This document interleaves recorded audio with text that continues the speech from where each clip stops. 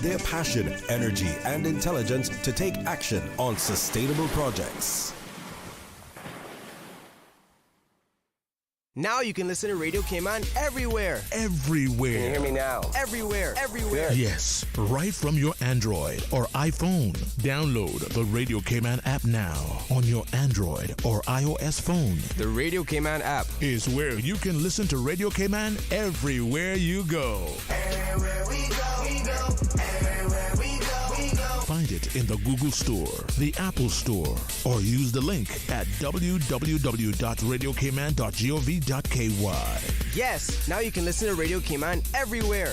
Talk Today is brought to you by the Ministry of District Administration. Explore your history, explore your land, explore your sister islands. And Doctors Hospital. Peace of mind is important when life happens. Doctors Hospital, always there for you. Call 949-6066.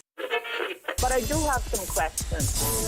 There are more questions than answers. Cayman Islands foremost listeners participation program. Talk Today. What's on your mind, Cayman? If you're ready to talk, we are ready to listen. Discussing current events and local news, community spotlights, hot topics, listener stories, cultural and historical discussions, environmental issues, fun and lighthearted topics, guest interviews. Cayman, basically anything you want to talk about, we are ready to listen. Here's your guest host, Charles Glidden. Coming up next, Clash of the Legends for Hope for Today. An open line just for you. And later in the show, we talk medicine with Baptist Health. Talk Today's next. Stay with me. Talk Today is reminding you to avoid any statements or comments which are abusive, derogatory, malicious, or defamatory. Do not use indecent language or make any statement that is false or misleading.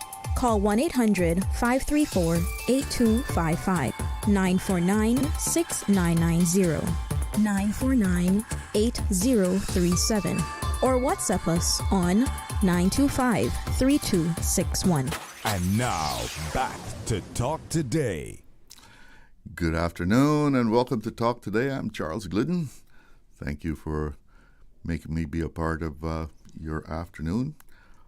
Hope you're having a good one. It's Friday, so, you got to wrap up all those things because it's a long weekend to boot, right? Time to really get recharged and have some fun.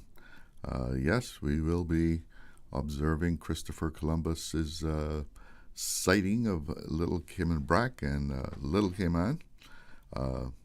They sighted him, and seeing nothing to do, they kept going, proceeded onwards.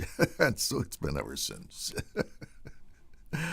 Chris wrote in his logbook that on May 10th, he sighted 2 very small and low-lying islands full of tortoises, as was the sea all about, insomuch that they looked like little rocks. Yep, can you imagine so many turtles like in the sea that you look like you were going to run into some rocks? Well, this weekend there will be something to do in the Brac. It's in the Brac.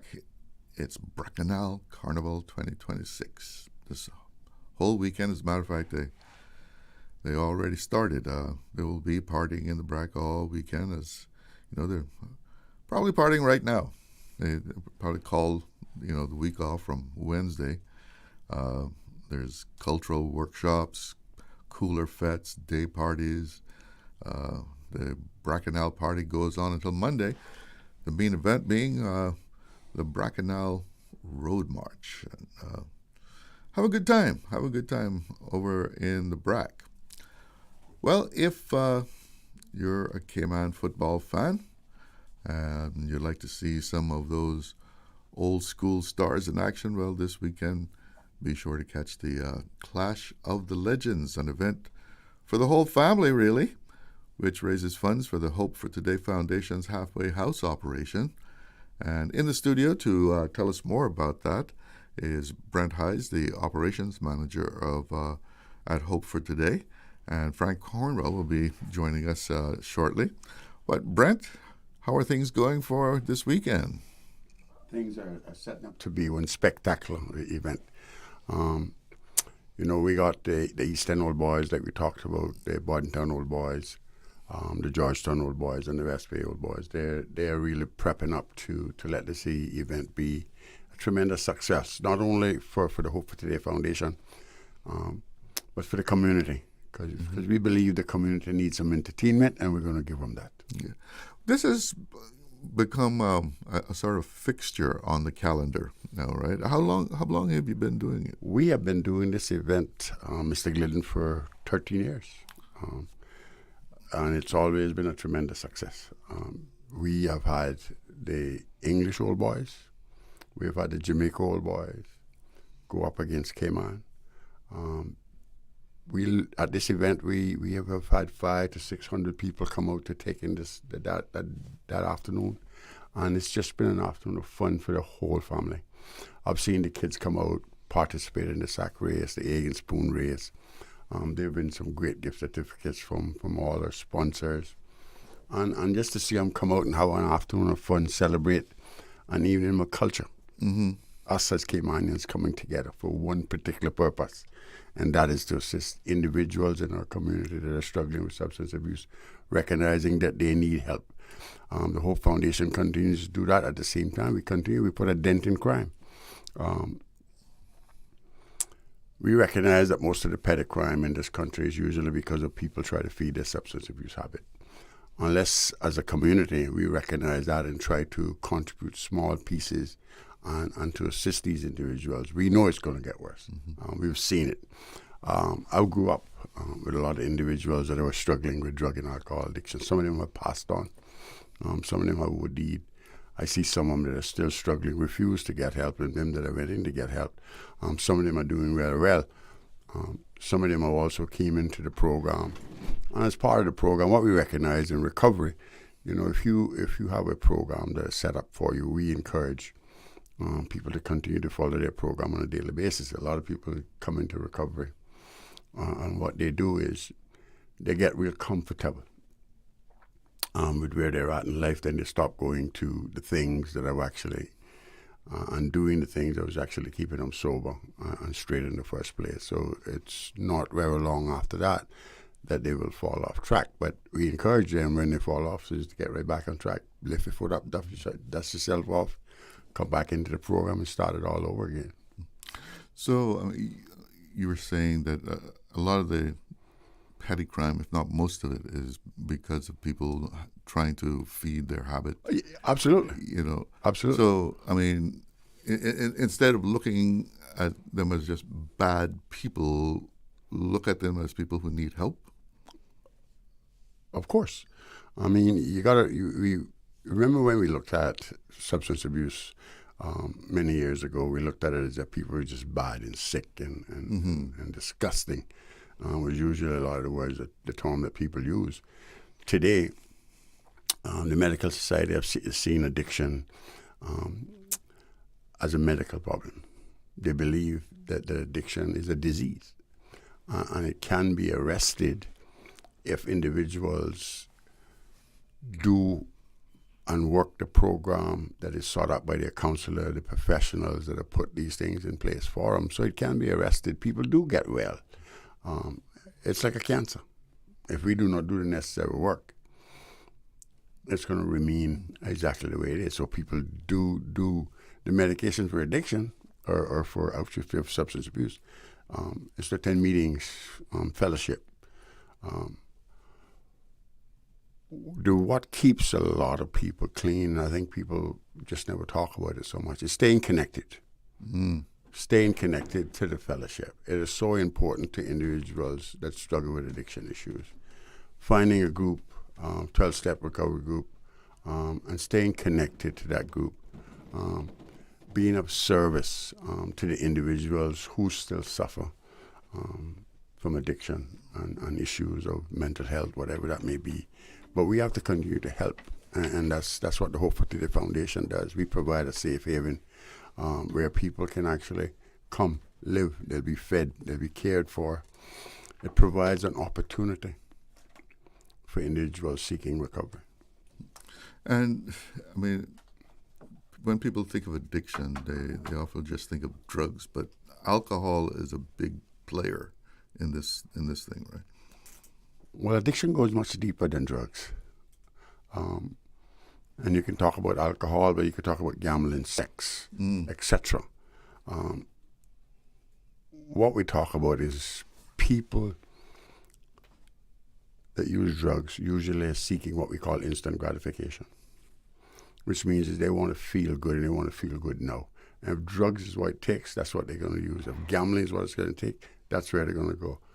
If laying in bed with another woman, if that's what it takes, that's where they're going to go. They just want to feel good, and whatever it takes, that's what they'll do.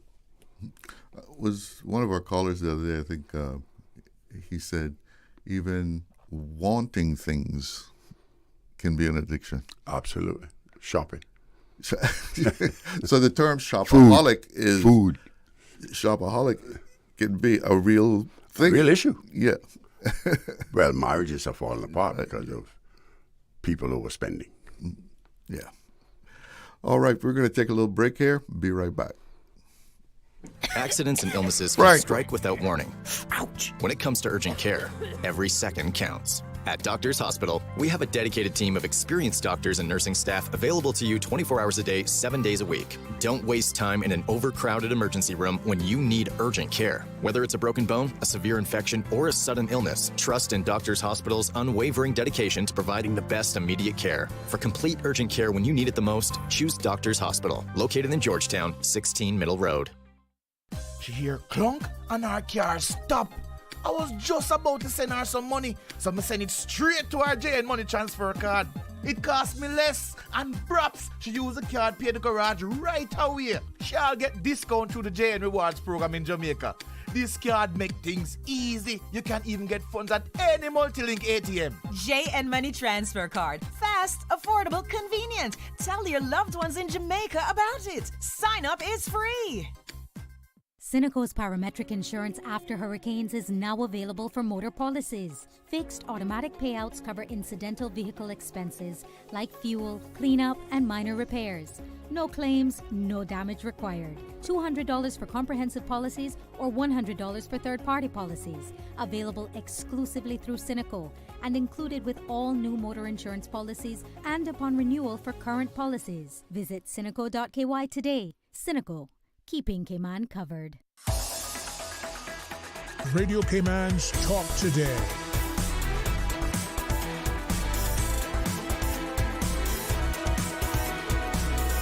What is on your mind, Cayman? Welcome back, and we're talking about the Clash of Legends, a fundraiser for the Hope for Today Foundation's halfway house operations. And we're joined now by Frank Cornwall, who is someone who's been involved and deeply involved in this whole effort for some time. Frank, how are you doing? Welcome. Thank you. It's a pleasure to be here.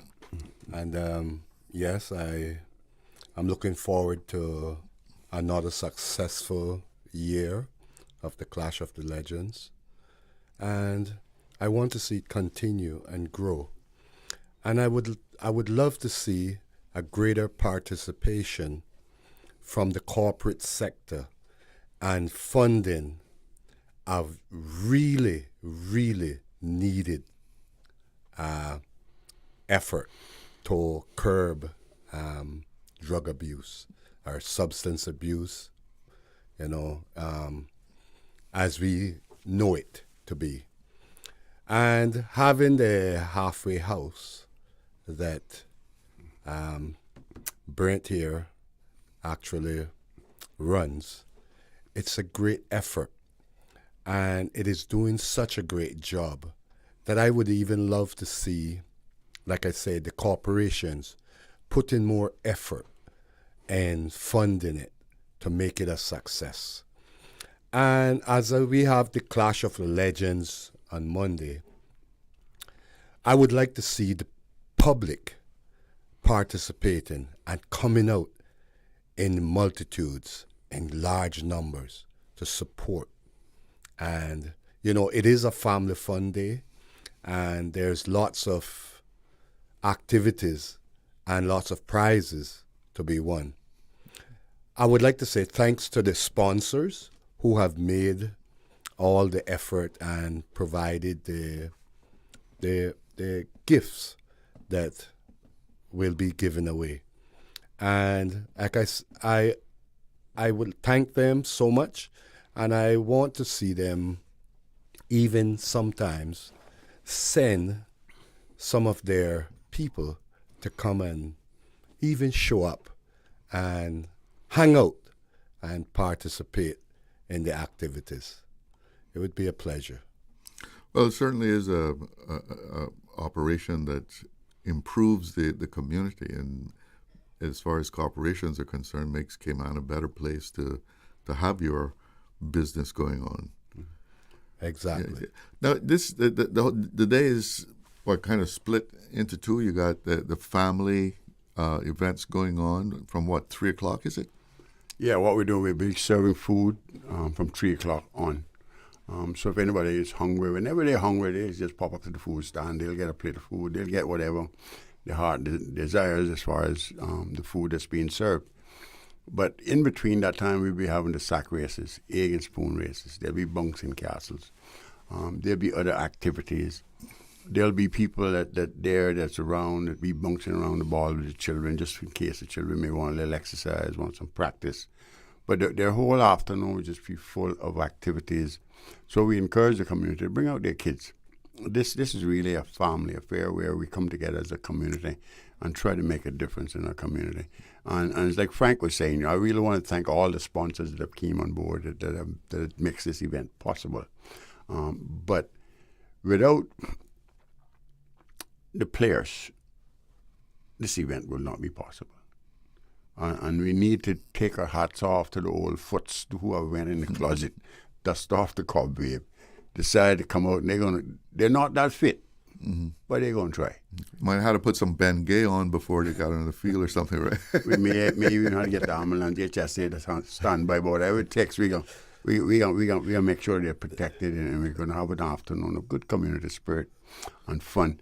And I think it's so awesome for them just to step up to the plate and be a part of this, because, when I was 21, 22 years old playing football, these kind of events were not possible.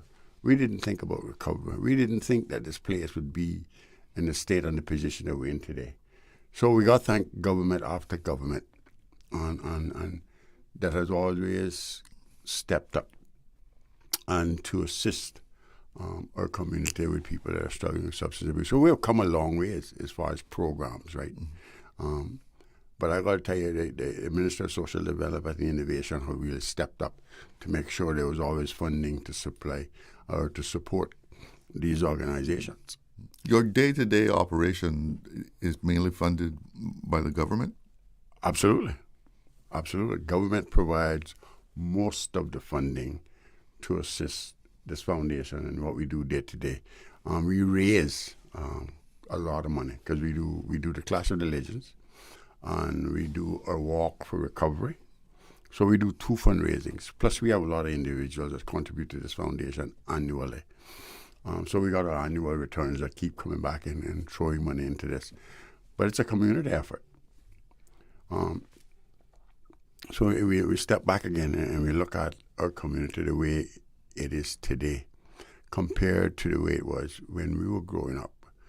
We didn't have to worry about closing our doors, closing our windows, and all of that madness that's going on today. I'll tell you a true story. I was in Foster's selling tickets, and I ran into a gentleman, and he said to me, Brent, I can't believe what happened to me this morning. And so he started to explain. But he said, I went to Flo, I paid my cable bill. I went home, I was going to sit down, I was going to watch this beautiful game, football. So I picked up the remote, I took the remote, and I pointed the remote to the wall where the TV was. But the TV were gone. And I thought about that for a minute. And that is where we have got to the level of crime that's happening in this country, where people and their houses are feeling invaded. They're losing their comfort, their privacy, where people's privacy is actually being invaded by people struggling with addiction issues. So we have to see it for what it is. We have to see it exactly for what it is. Individuals doing a lot of petty crime, trying to feed their substance abuse habit. Now, as the name implies, I mean, a halfway house, what would you think would happen to most of these people if that wasn't there for them? You know, you seem sometimes just to ask a perfect question. Because, you know, this morning while I was at the home, I was having a conversation with a couple of the residents who live at the house. And that was the question I asked them. The question I put to them was, could you possibly think of where you would be at this particular moment if you didn't have Hope for Today Foundation, the Ministry of Social Development, and the government as a whole to fund these places, to allow you to have a bed to sleep in, food to eat, AC, and an opportunity for you to rebuild your life? Where would you possibly be at this moment if it wasn't for a facility like this? And it's difficult to answer. It's a difficult question to answer, because if there were not a facility, many things could have happened. Mm-hmm. Many things could possibly happen. They may not even be here. So true. But because they're given an opportunity, I encourage them, I said, to take advantage of it. Get a job. Save some money. Get yourself an apartment. Stick around. Be able to get yourself a car.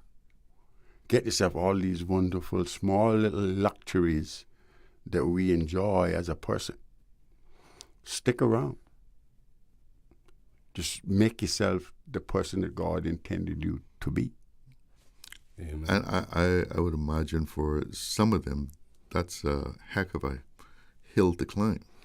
It can be, because, you see, the thing about substance abuse that I've always recognized, particularly with people that I work with, they'll come into the program.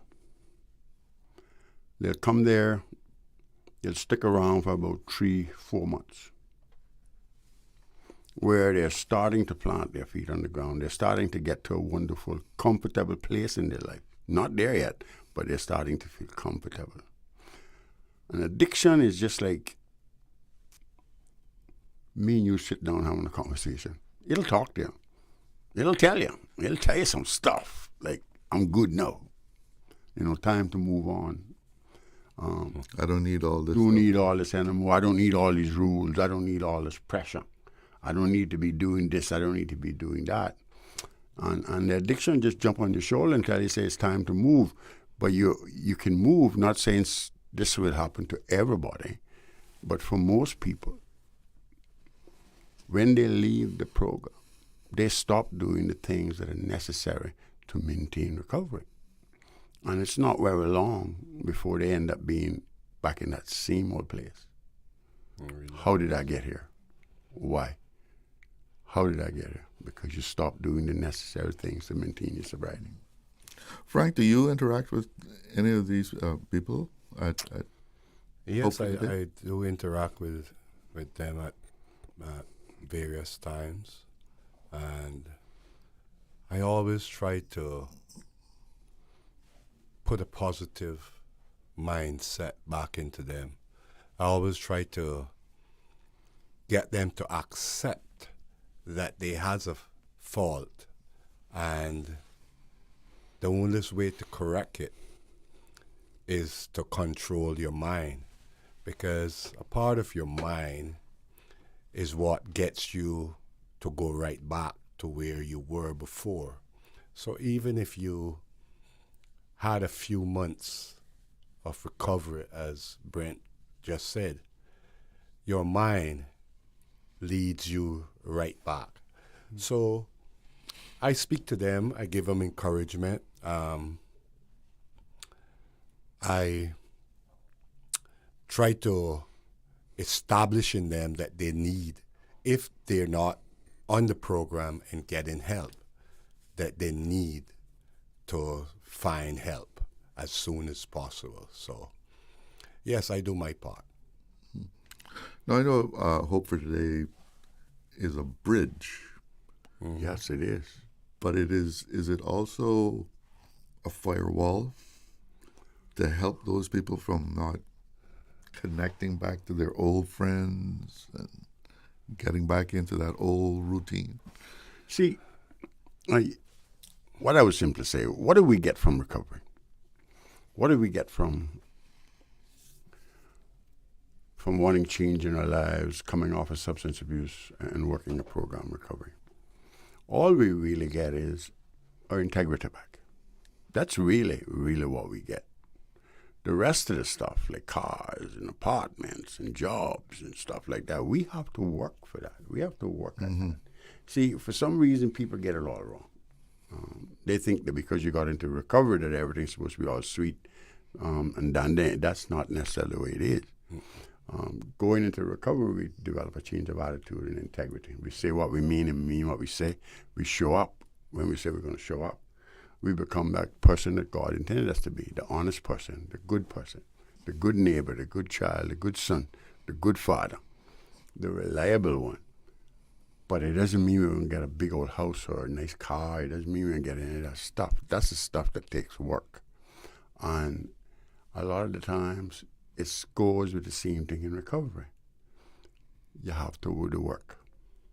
You have to do the necessary work to maintain sobriety and good quality recovery.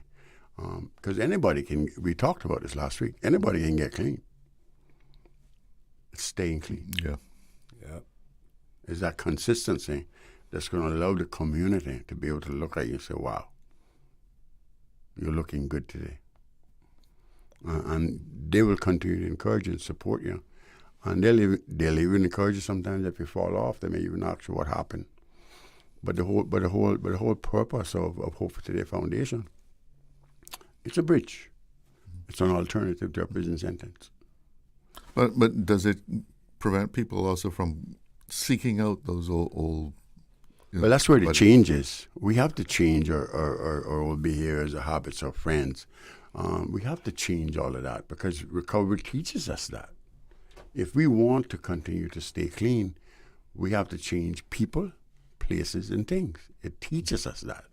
Because there's one little saying that we use in recovery. I don't know if I've mentioned it before, but we use it a lot. Let's say if you continue to go to the barbershop, you will get your hair cut.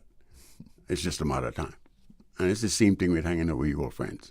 If you think that you can be in recovery and all of a sudden you think because you got 3-4 months sober that you can go and hang out with your old friends because you think you're better than them, feel great, feel good, cleaner than them, and thinking that you can change them, you're mistaken.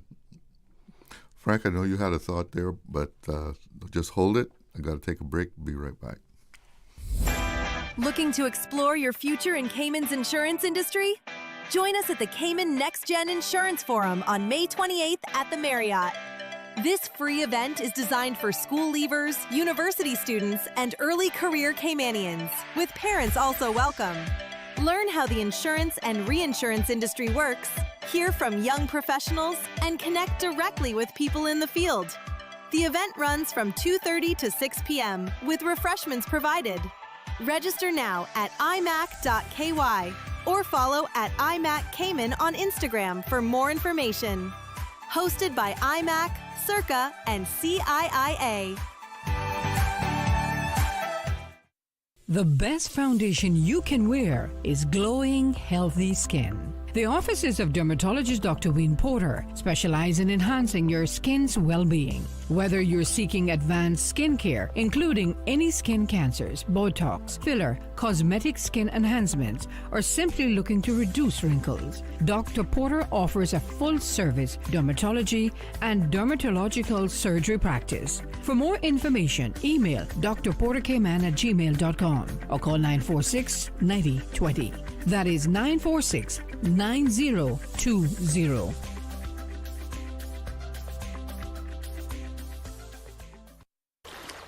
Wouldn't it have been grand if you had purchased land 30 years ago? It may not be 2020, but a perfect vision has never been more clear. Cayman Brac and Little Cayman, poised for growth with an eye on the future. Your land, your history, your future. Discover all that our sister islands have to offer. Radio Cayman's Talk Today.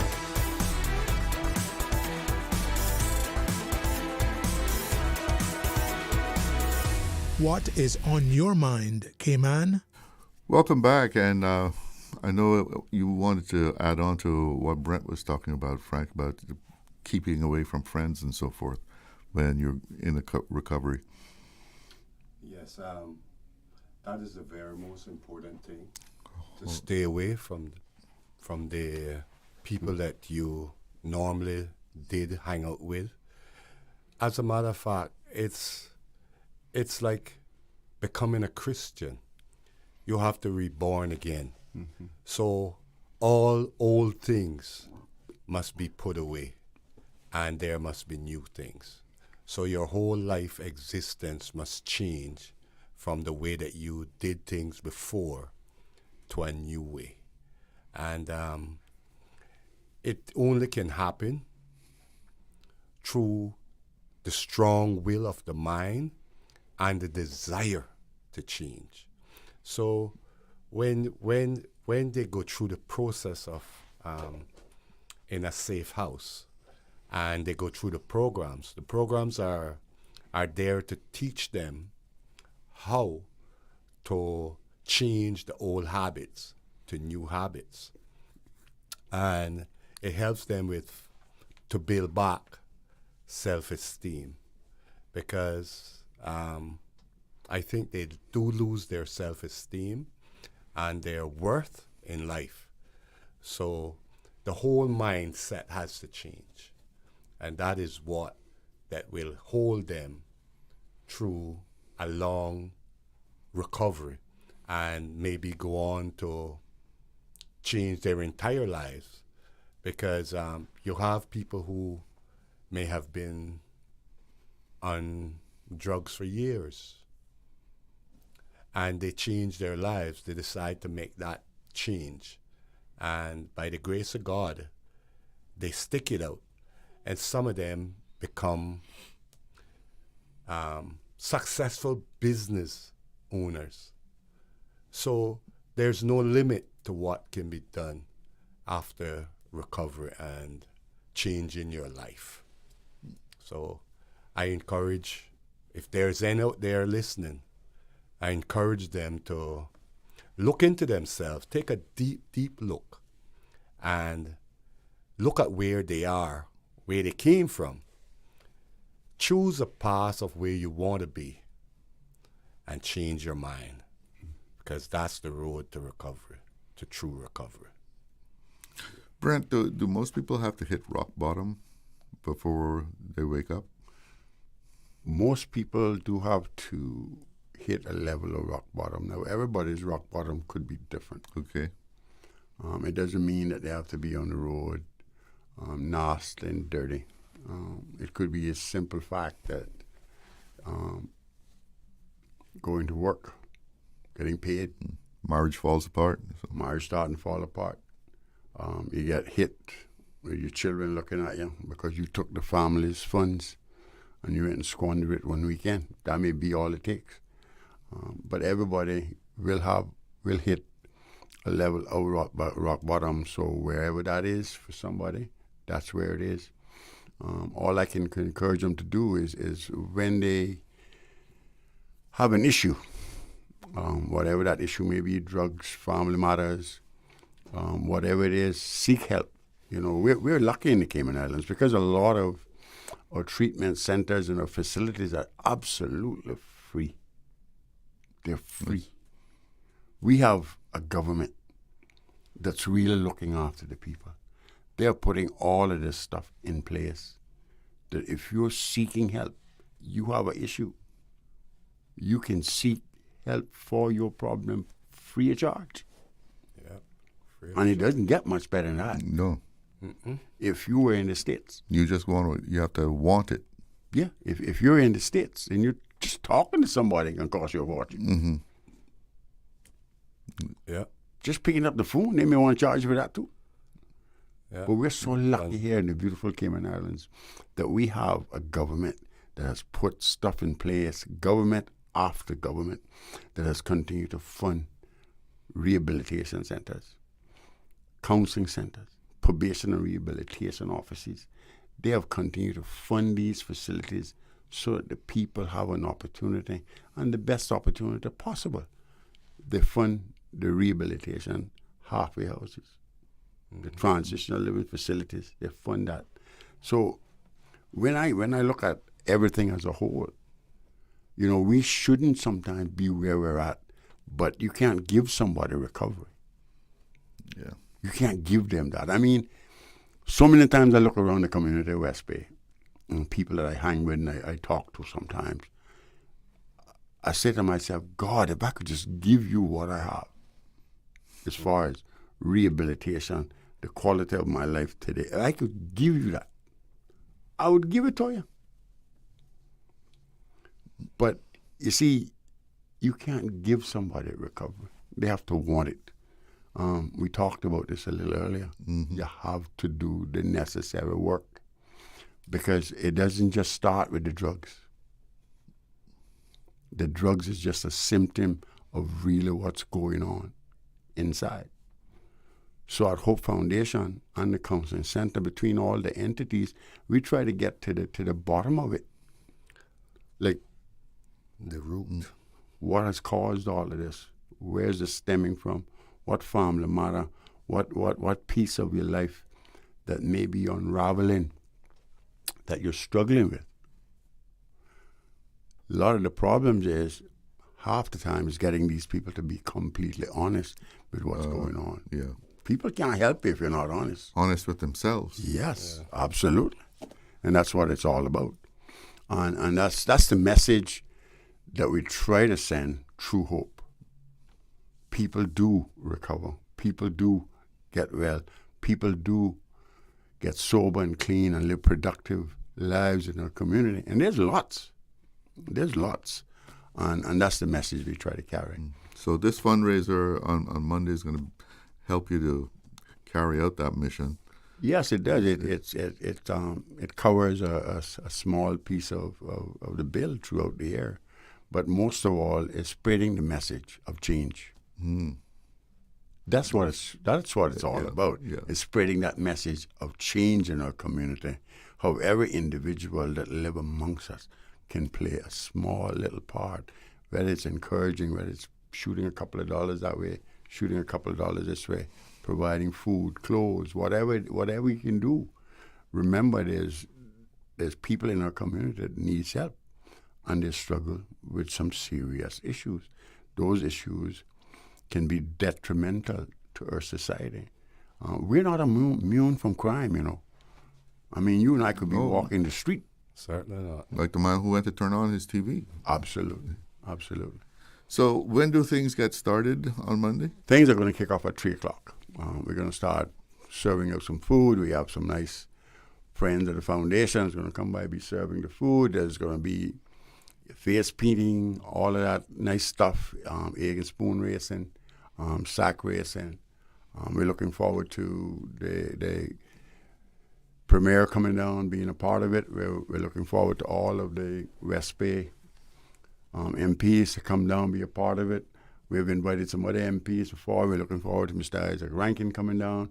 We're just going to have fun. All of us are going to get together as a community, enjoy, laugh, have fun. And, you know, I'm going to challenge the premiere to a sack race. Okay. I'm sure all the cameras will be out for that. Challenge you, though. Challenge. So the football game, when does that kick off? The football game, first football game kicks off at 5. Okay, so tell us about what people will see for the actual clash. Well, you got the East End boys going up against the Bordentown guys. That should be real exciting. I mean, you got people like Mr. Brent McLean, Graham Rankin, Cassidy, and all those guys that are coming down from East End. Hoping to get Mr. Osborne Borden to come out. And there's a bunch of guys that are from Albert, McLean, all those guys coming up from Bordentown. That should be a real exciting game. But the thrill of the evening will be West Bay going up against Georgetown because it's been that way from the get-go. Okay, of course. It's just of been course. that way from the get-go. From the days of conch shells. And the good old rivalry. It's always been that way from the get-go. So it's just going to be an afternoon of fun, football fun, community fun. Frank, who's going to be there for Georgetown? We have players like Kim Samuels, Lloyd, Stoker, Ramon. Unfortunately, we may not have Lee Ramon this trip. We have a lot of players from the Georgetown senior group, which consists of many old players, Eastern, Russell, and we're trying to get as many of those out as possible. So we have a secret, and it won't be revealed. You got a secret weapon. Yeah, we have our secret weapons. As we know, Brent may have his secret weapon in disguise. But we always have a good rivalry, a good camaraderie, and it's always a good game and exciting game. And we're looking forward to it, and hopefully Georgetown will come out the crown winner again, as we normally do. Okay. You heard what he said? Yeah. You heard what he said? Again. Yeah. He forgot what happened the last game. Well, but that's okay between me and Frank, because we can trash talk each other. Yes, all day, right? All right, so Ed Bush we know what happens the last time. West Bay won. And it's fair to say that it was due. That they needed to give us time. It was about time for them to give us a beating. So Ed Bush Stadium starts at 3 with the family events, and then the first game's at 5, and the second match at 7 p.m. Brent, Frank, thank you for coming in, telling us all about this and the great work that goes on at Hope for Today Foundation. We're happy to come in and talk to you and just encourage the community to come out and be a part of this. Remember, as a society, we can all come together and make a difference, a huge difference in our community. It's 1 o'clock. Let's go to the newsroom. People's radio station.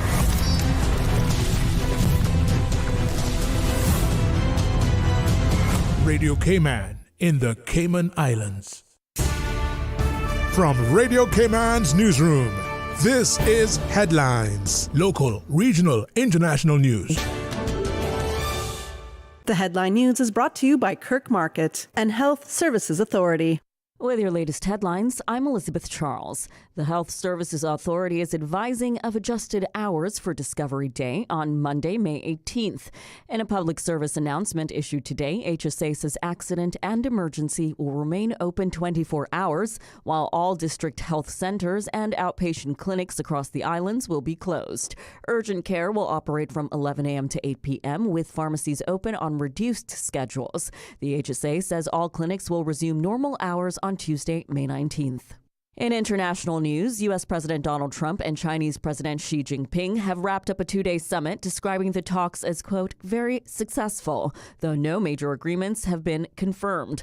The BBC reported that Trump claimed progress on trade, including a possible Chinese purchase of 200 Boeing jets and billions of dollars in U.S. agricultural products. But China has not confirmed those deals. Chinese officials say both countries agreed to maintain stable trade ties and expand cooperation, while the White House says a new, quote, board of trade will be created to manage relations. Both leaders have invited further talks, with Xi expected to visit the White House in the autumn. In other news, a former Mexican security chief and ally of ex-Sinaloa Governor Ruben Rocha is in U.S. custody on cartel-related charges. Reuters reports today that Gerardo Merida Sanchez was arrested in Arizona and appeared in federal court this week. He is accused of helping the Sinaloa cartel in exchange for bribes. Those are the latest headlines. I'm Elizabeth Charles. Radio Cayman. More news available at www.radiocayman.gov.ky. Check out our social media pages: Facebook, YouTube, X, formerly Twitter, Radio Cayman Headline News.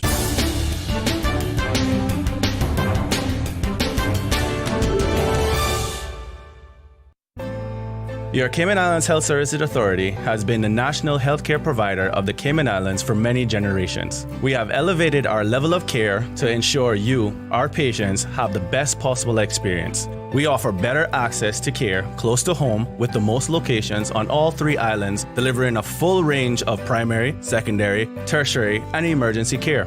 HSA is a JCI accredited organization, and we are committed to caring for you. Looking for fresh, healthy food that's full of flavor? Then you've got to visit Kirk Market. Our dishes are made with fresh, high-quality ingredients. Enjoy vibrant mixed greens or satisfying pasta salads. Or try one of our delicious grill options like blackened chicken, spicy beef steak, or grilled salmon. Looking for something light and flavorful? We've got sushi rolls and poke bowls prepared daily. And don't forget to explore a hot bar or Billy Fresh salad at the salad bar. Stop by Kirk Market today for breakfast, lunch, or dinner and taste the difference. Eat well, live well with Kirk Market.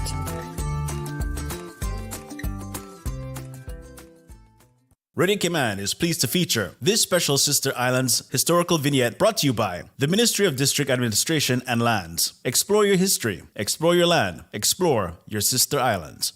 In the early 1900s, the Sister Islands enjoyed a relative prosperity, with the cultivation and subsequent exports of coconut being the primary industry, as Commissioner Sanguinetti would note during his 1902 visit. Business seemed brisk. There has been a very large coconut crop, such as not born for years, and the carrying capacity of the island vessels to deal with the export of nuts have been shipped between October and February last. The coconut industry would continue to expand with the expansion of plantations into large tracts of unused land. Information from this historical vignette was sourced from Founded Upon the Seas, A History of the Cayman Islands and Their People by Michael Creighton and the New History Committee. Radio Cayman is pleased to feature this special Sister Islands historical vignette brought to you by the Ministry of District Administration and Lands. Explore your history, explore your land, explore your Sister Islands. Radio Cayman's Talk Today.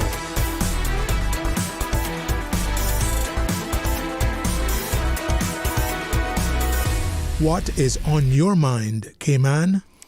Welcome back, and let's see what's happening weather-wise.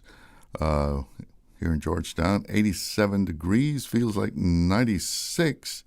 And turning to the forecast, let's see what the evening holds for us. And the forecast for tonight, mostly fair skies with a 20% chance of overnight showers. Temperatures will fall to the upper 70s. Winds will be easterly at 5 to 10 knots, and seas will be slight to moderate with wave heights of 2 to 4 feet. And the next high tide is at 9:14 p.m.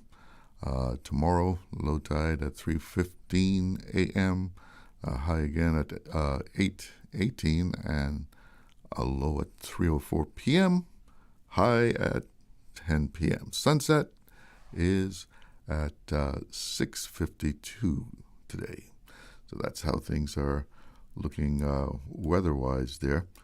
And it's open line coming up at 2 o'clock. We expect some guests from Baptist Health. They are frequent guests on here and talk today, so we'll be hearing a little medical talk in the last half hour of the show. And right now, though, between now and 2, it's open line, so if you have something you'd like to bring to the forefront, something for discussion, please do. You can give us a call at 1-800-534-8255.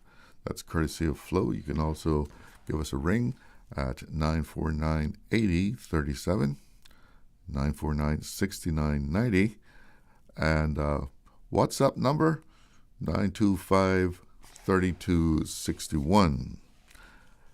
And we already have some callers, so let's go straight to the phones there. Good afternoon. You're on the air. Yeah, good afternoon to you, Charles. Hi, how you doing, buddy? Yes, all right.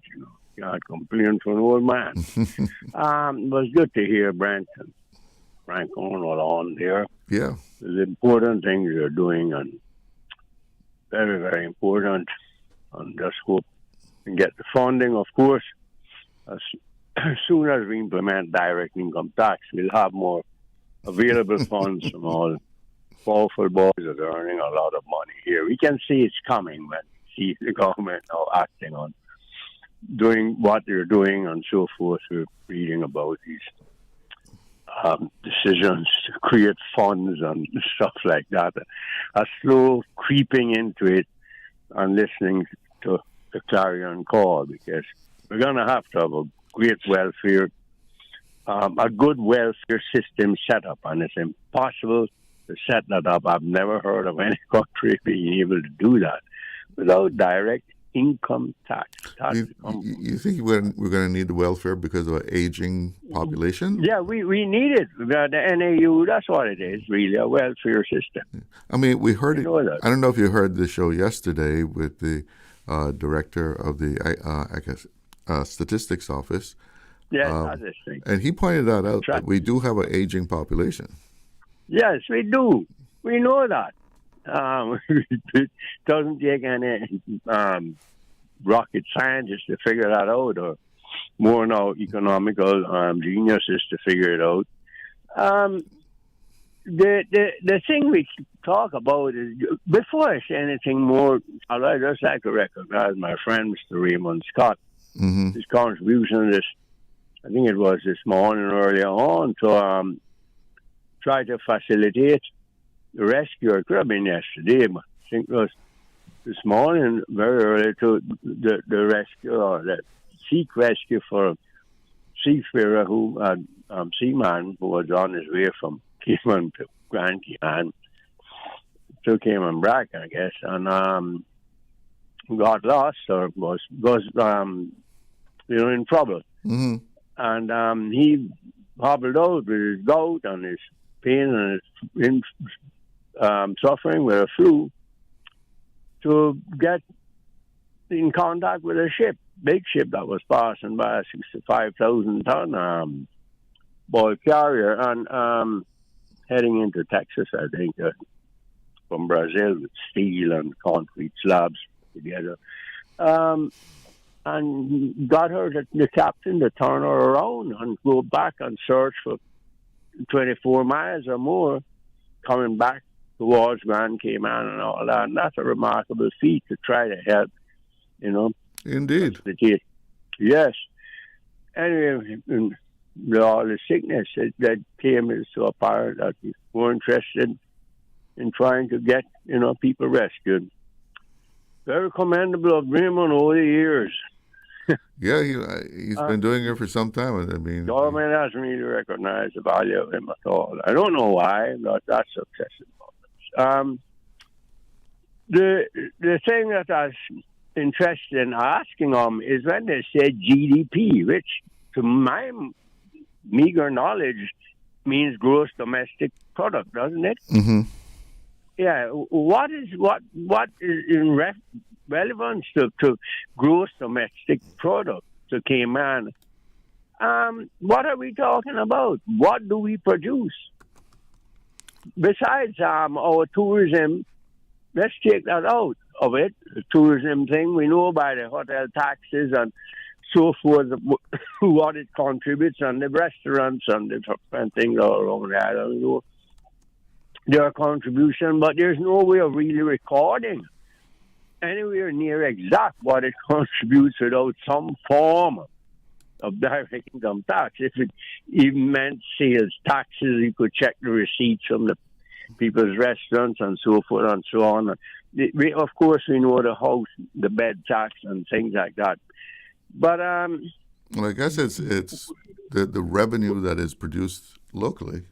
Yeah, but when we say that, okay, and then we are a service economy. Yes, service economy. Yeah, but how do we know what they are doing? Because many of these people are paid maybe by cash, but there's no accountability to the government for how much they were paid and who was paid what.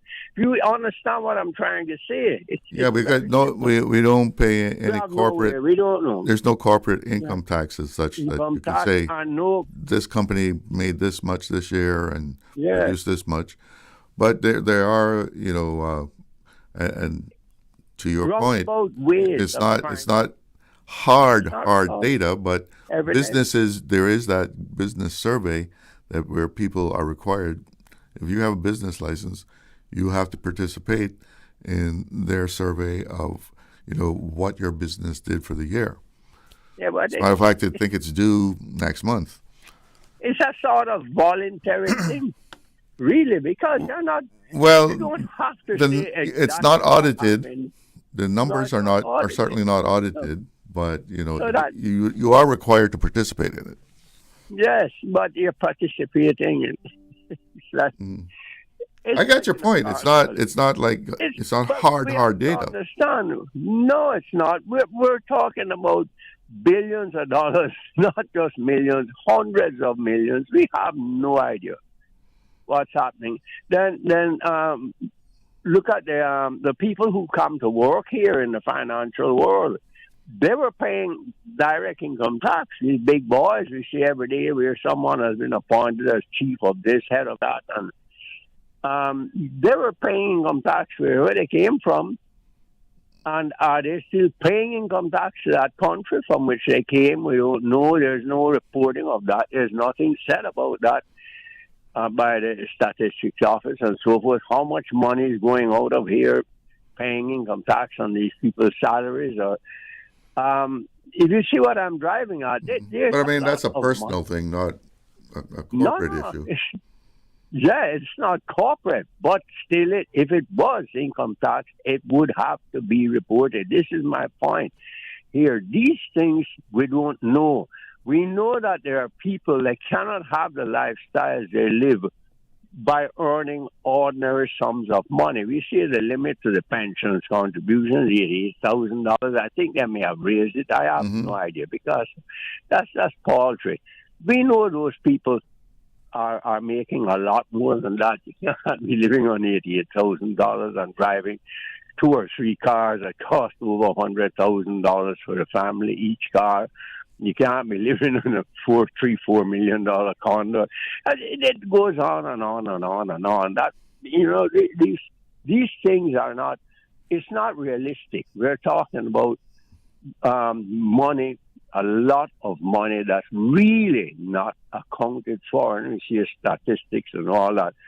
Does that include those salaries when we talk about the GDP? And I heard someone. Well, I don't know. Would salaries be included in a GDP? Well, this is it. It's paid from. You say we're a service-based economy, so that would be part of the productivity. But the service is what you're more or less producing. What I'm saying? This is it. Service-based. That's service-based. You're doing accountant's work. You're doing a lawyer's work. You're serving. You're not manufacturing. What do we manufacture? This is what I wanted to find out. How much of that GDP comes from our manufacturing here, like other countries where there's tremendous manufacturing and tremendous amounts of things that are related to producing money for the government. Take the big country there to the east of us, Jamaica, former colony and so forth. I just looked it up, by the way. It says, yes, salaries are included in gross domestic product, but how they are counted depends on which of the 3 methods is used to measure the economy. Yeah, yes. The income approach, the expenditure approach, or the production or output approach. Yes. You'll find the fancy words, they're economists, and they're... Well, it's 3 methods of measuring an economy. Yeah. An accountant once said the famous, my manager here, I won't call any names, but I guess he Please don't. I think I know the many story. years ago. That what sort of figure do you want me to give you? You want me to give you one of the managers about the real figure? Closed the curtain and said, "You want me to give you a figure that I can devise, so to speak, and not in those exact words." But that's what. You want to hear the one I heard? You want to hear the one? I listened to it. The one the banker asked the guy applying. The banker asked the guy applying to be his accountant. Right? Says, how much does 1 and 1 make? And the accountant says, anything you want it to be. yeah, that's about that. That's about we laugh at it, but that's about what it is. What it is. But this is the thing. I mean, how much do we export? We've got 2,000 cases of beer that we do export. We know that. I think there's a cable bar in the House of Parliament in Great Britain. I could be wrong. Oh, yeah, of course. Yes, and because they have 5 bars there in it. That's why they're so rowdy. Yeah, but this is when they take a break, they go and have a drink. You know, we take a break and they go and talk in the common room over some tea or some coffee or whatever. But that's not what you do there. But anyhow, they're the bosses. We're the subservient ones. But I mean, the House of Commons here in Great Britain. I got another caller waiting here. I got it. Yeah, I understand. You wrapped it up. You made your point. No, you can go ahead. What I'm saying is that we need to know does that include that paltry sum? I know that it's not that much that comes from that, and we say domestic product, and let's say we talk about how high the standard of living or the average salary is. Someone mentioned something about $100,000 a year or something. I guess they're figuring it from the total money that's being collected and earned or so forth and divided up into the amount of people who are working. But there are many people for a country so loaded with cash. We know there's hundreds of billions of dollars here. We shouldn't have any poor people here at all, really. When I say poor, I mean on the verge of poverty. We shouldn't have that. So there has to be simply something wrong with the system of taxation. Definitely. I've said it before, and I stick with that. As you have said many times before. The system of taxation. Have a very good day, Charles. All right. Always good to talk to you. All back. Take care. Bye. Let's take another call. Someone on the WhatsApp. Good afternoon. You're on the air. Yes. Good afternoon, Jalo. Yes, good afternoon. How are you doing, man? Okay, and you? I'm okay. Okay. So, the 2 economists, that's what you call them now? Yeah, well, there were 2 economists, yeah. So, they working for the government? Yeah, they were from the Economics and Statistics Office. Okay. So the government actually asked them to come on the show yesterday then? I invited them. You invited them? Mm-hmm. Okay. Because when I heard them talking about because of population growth,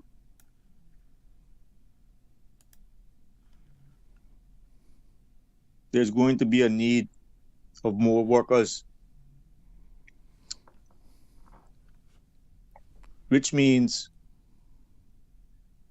that they were actually saying more work permits. You're saying what? That they said that because of population growth, there will be a need for more workers. Yeah. Okay. Well, yeah, I could see. Okay. So go on. Yes, and they seemed as though when they were speaking about more workers, they were speaking about more people coming to the island on work permits. working on the work permits. And by them saying that, it seems as though the government has plans on allowing a lot of work permits to be issued. That's my personal opinion. And you think that was the message that they were bringing? That's my personal opinion. Yes, that's my personal opinion. Yeah. Well, I'll tell you, they were speaking strictly from the data that they have collected. I mean, they were dealing with the numbers. They weren't dealing with any kind of policy at all. Yes, but that's my personal opinion, and that's what I believe. Yeah, that's what I believe. Well, I mean, one second. I mean, when them saying that we're growing population means you're probably going to be bringing more people in, is because with population growth, you're going to have more businesses opening up, right? Because opportunities are there for people to do business. That business is going to need people. Will there be a Caymanian to, fill the posts that are, in that new business? Maybe there will, maybe they won't. But go ahead. Yes, but from what you see and from what I see and what we know, there are more people in Cayman Islands working on work permits, doing work that Caymanians can do, such as work as a gas station attendant. Yeah, but is the Caymanian going and applying for that job? That's the thing. That's the thing. Caymanians are applying for those jobs. You think so? Caymanians are applying for those jobs. Let me tell you that. Yeah, but tell me, what businessman, right, is going to pay for a work permit and turn a Caymanian down that can do the job when he can just hire the Caymanian without having to go through all the process of filling out the paperwork, paying the work permit fee and all that? What sense does that make? What businessman? A businessman that doesn't want nothing at all to do with a Caymanian. A businessman that would rather hire somebody on a work permit that he can do as he pleases with them when he knows he can't do that with a Caymanian. Okay, for example, what happened a couple of weeks ago by the airport? Okay? What happened? What happened a couple of weeks ago? What happened? With somebody that was working at the airport was caught stealing. Yeah, okay? Yeah. And they were deported for stealing. And you see the same company that they were hired by, there are no Caymanians working for that company. Now you telling me now that no Caymanians not applied for that work? That is I don't pure know, foolishness. to tell you the truth. No, you don't tell me about no Caymanians not applied for that work. It's just the company. I mean, you know that for a fact? Of course I know that for a fact, because I know the company. And they've been doing this for years. How many? Okay, let me ask you something then. Let me ask you something. Do you think we have any young Caymanians or any Caymanians that can do that work? I'm sure they could, yeah. Okay then. Okay, so how you gonna tell me then that no Caymanians are applying for that work? Did they apply for the job? Did they apply for it? Yeah. I'm sure Caymanians applied for that work. I'm pretty sure they did. You telling me now that not one Caymanian applied for that work? That's what you telling me. Maybe they did. Maybe they weren't, the kind of person he wanted to hire. Yeah, but so how many years now this has been going on? Come on, with this company? we don't know who's applying for what. Yeah, but Neither you can't say a Caymanian never applied for it. You can't say that personally. You can't say that. No, I can't say it. I'm just saying, what I'm saying is that a Caymanian has to go and apply for it. Let me tell you something, okay? There are a lot of companies in the Cayman Islands who don't want nothing to do with a Caymanian, okay? They're hiring their own people. And they're owned by Caymanians. Yeah, you can say Caymanians if they status holders too. You can say that, but that don't mean that they from the heart they are Caymanians and they go hire Caymanians. The majority of them are hiring their own. And you know what the majority of them are doing their own? What they cannot do to a Caymanian. And that's a proven fact. I proved that myself.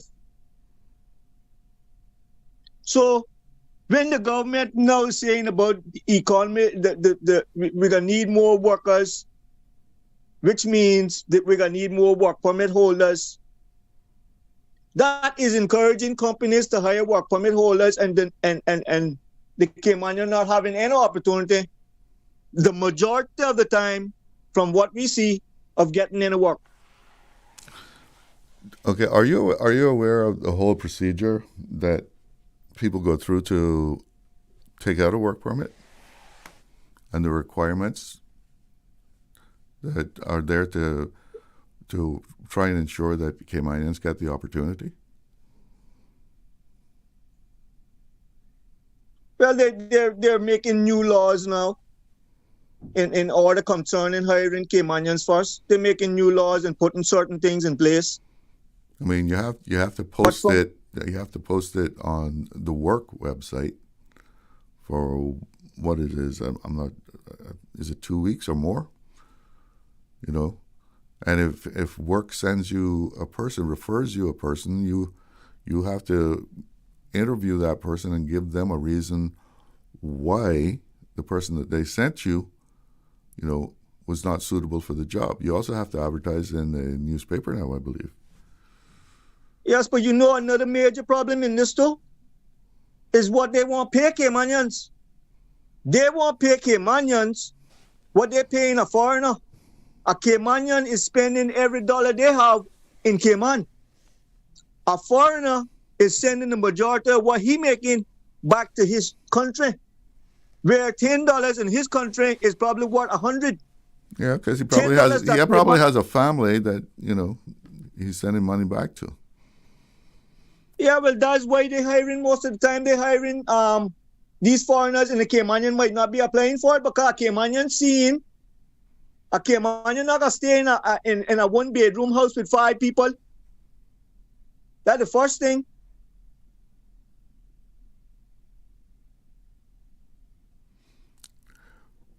And look, well, you know, if you're only qualified to apply for certain jobs, I mean, you can't expect to be making, you know, $50 an hour, even $20 an hour. Okay, Charles, listen to me now. Them foreigners, fire them, stay in one bedroom or one house, okay? And they split the rent. A Caymanian not gonna do that. A Caymanian not gonna do that, okay? So they are allowed to save more money by doing that. By having roommates. Yes, and by the time they take out pension and health insurance out of that Caymanian pay, plus what Caymanian's paying to stay in his own country, not staying with 5, 6, 7 people up inside one house and splitting up the rent. That is another reason why Caymanians don't apply for certain work. Because they need more money. They need more money because they won't have a roommate or roommates. Yeah, they're not able to live like majority of these foreigners are living. When one is working in the night, the one that works in the day is sleeping in his bed. When the one that working in the night come home, the next one that working in the day gone, the one that working in the night sleeping in the same bed. I know this for a fact, you know, I'm not asking you. No, I've heard those stories. A Caymanian can't live like that. So the pay... Well, I mean, there's nothing wrong with sharing accommodations either. You know, if you got a 2-bedroom place that 2 people share it, you know, there's nothing wrong with that. I'm not talking about, you know, you loading up the place with a 2-bedroom apartment with 10 people, but having a roommate, there's nothing wrong with that. But listen, I got to take a break. I got another caller. All right, I got to take a break. All right, you take care. Be right back. Caller, hang in there for me. Did you know that Doctors Hospital provides urgent care services 24 hours a day, 7 days a week? And Doctors Hospital's urgent care physicians have access to the most advanced MRI and CT imaging in the Caribbean, providing reliable diagnostics when you need it most. When you need quality urgent care for an illness or injury, Doctors Hospital is here for you 24/7. Whether it's a migraine, chest or abdominal pain, shortness of breath, broken bones, or another urgent need, Doctors Hospital at the top of Walker's Road. Urgent care right now. There's nothing more important than your health, and seeking expert healthcare with physicians you can trust is what you deserve. UHealth, the University of Miami Health System, offers peace of mind to you and your family with a first-class experience. Our patient coordinators assist with everything you need before, during, and after your stay with us. As South Florida's only academic-based health system, UHealth offers cutting-edge treatment, compassionate care, and life-changing results just a flight away. Learn more at umiamihealth.org/international. The Ministry of Education and Training invites eligible Caymanians to apply for a local scholarship for the 2026-2027 academic year. If you haven't applied yet, you still have time. The deadline has been extended to Sunday, 31st of May, 2026. To apply or learn more about the various scholarship offerings, please visit www.moescholarships.gov.ky. This message is brought to you by the Ministry of Education and Training. Radio Cayman's Talk Today.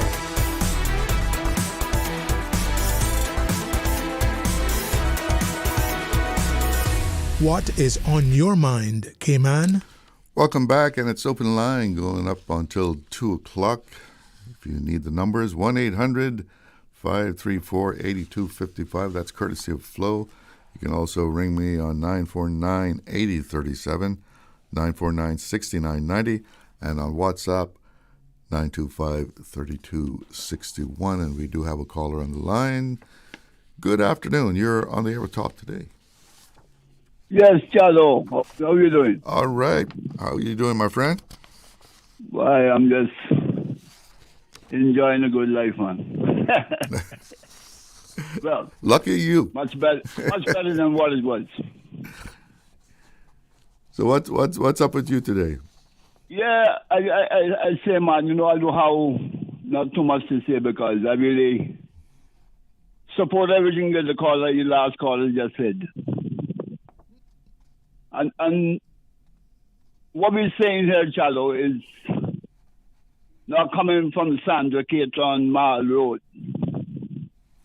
This coming from the first Mile Road. So what I'm trying to say is that we've been out there, so we know what we're talking about. You understand? Speaking of those gas stations, and I guess it's many more places in Cayman Islands that this happens with those work permit holders. That when it's time for you to go on vacation, your friend will hold your job for you. And when you come back from vacation,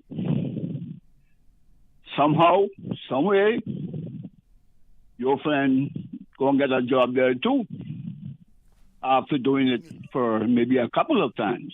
Hold on a second. So how do you mean that your friend holds your job while you're on vacation?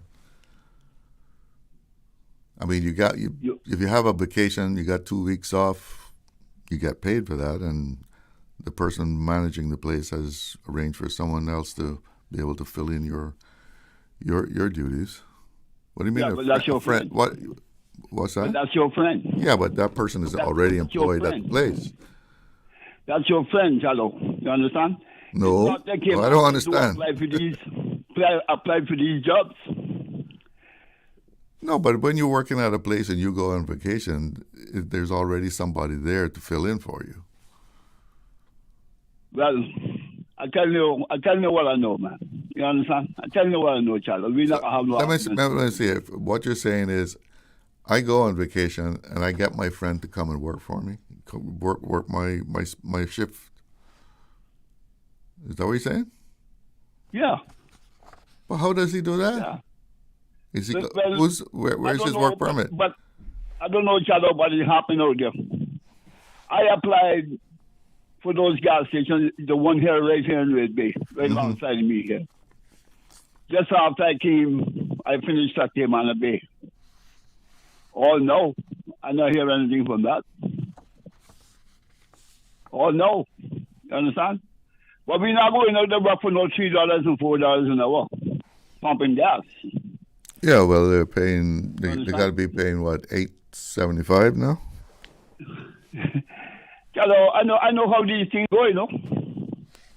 For me to give you a job, I got to save something off of you. So whatever the rate is, the government say, I pay you half of that, another half go in my pocket. I know how these things go. And that's not going to change. Because it's somebody on a permit. So if somebody's taking out a work permit, they're gonna pay below the minimum wage. Hello, you know, like I told you the other day, man, I felt like going back out there, but I changed my mind again. I'm not going back on the bus. That kind of business, that bandulu business that's going on in this island, right? Mm-hmm. I don't need no part of that, especially this at the age I am today. You understand? So it's better I just satisfy with what I've done here and just call it a day. Trust me.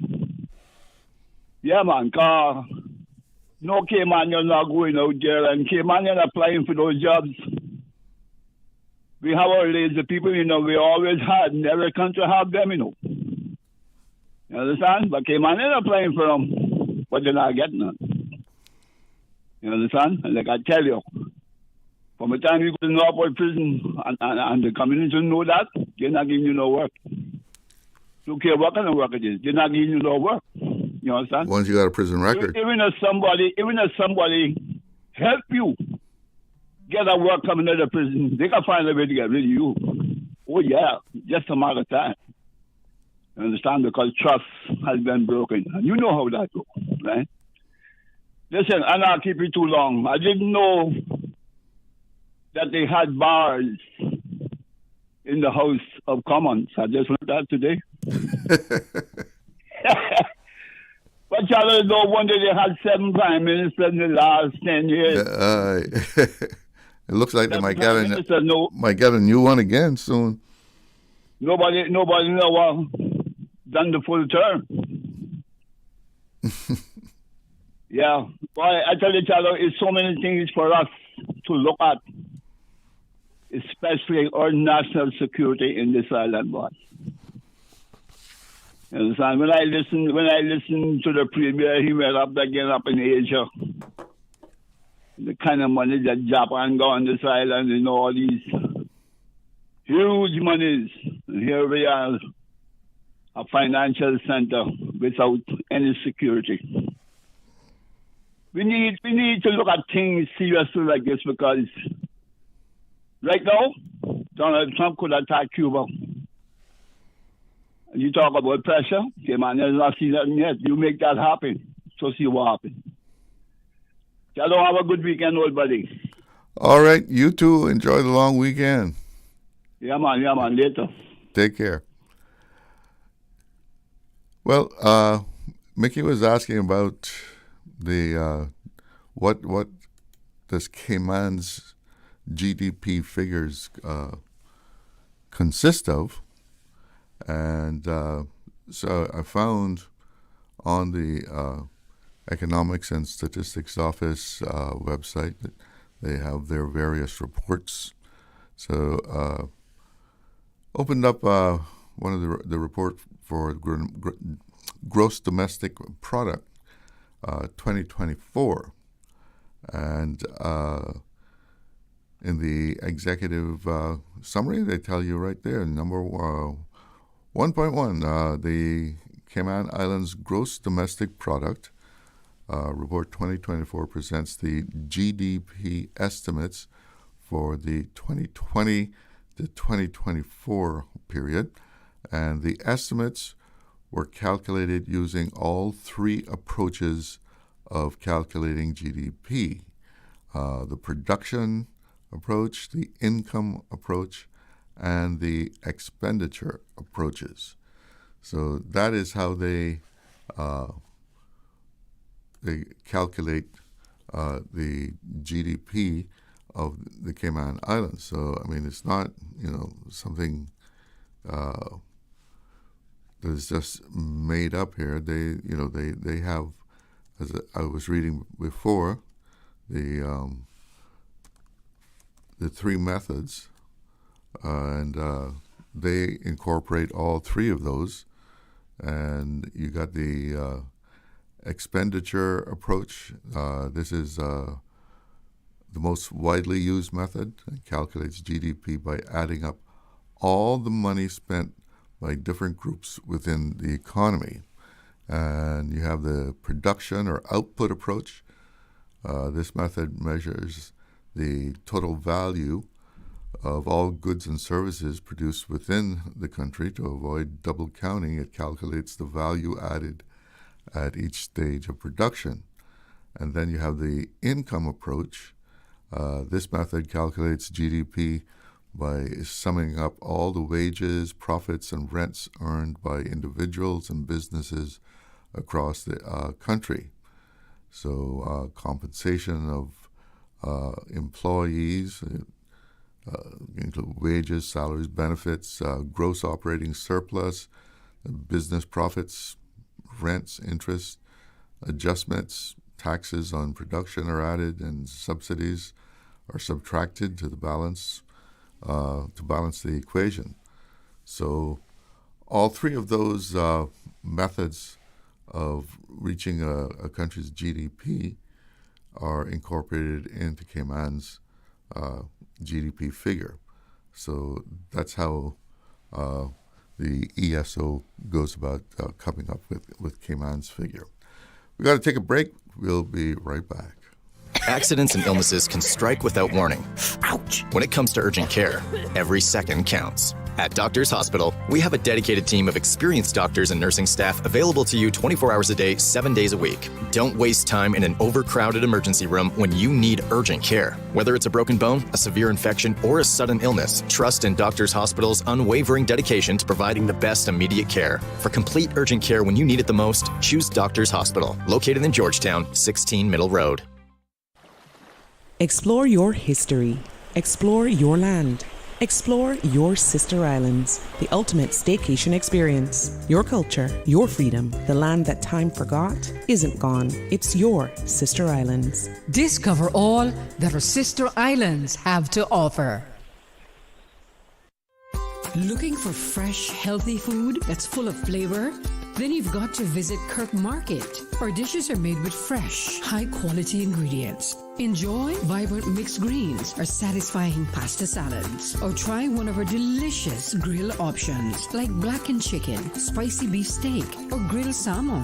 Looking for something light and flavorful? We've got sushi rolls and poke bowls prepared daily.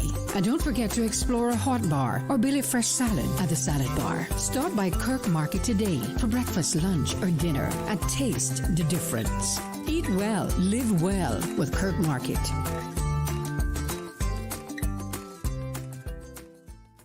The 6:15 Weather Report, Monday through Friday, is proudly sponsored by CG Britcay. Insurance, health, pensions, life, where people come first. For 50 years, Radio Cayman has been the heartbeat of our islands, informing, connecting, and giving Cayman a voice. From breaking news to community stories, the journey continues. Radio Cayman, 50 years of excellence and still going strong. Radio Cayman's Talk Today.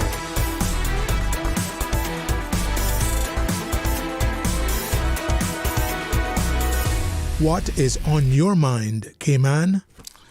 Welcome back, and remind you that coming up after the 2 o'clock news, we'll be hearing from Baptist Health.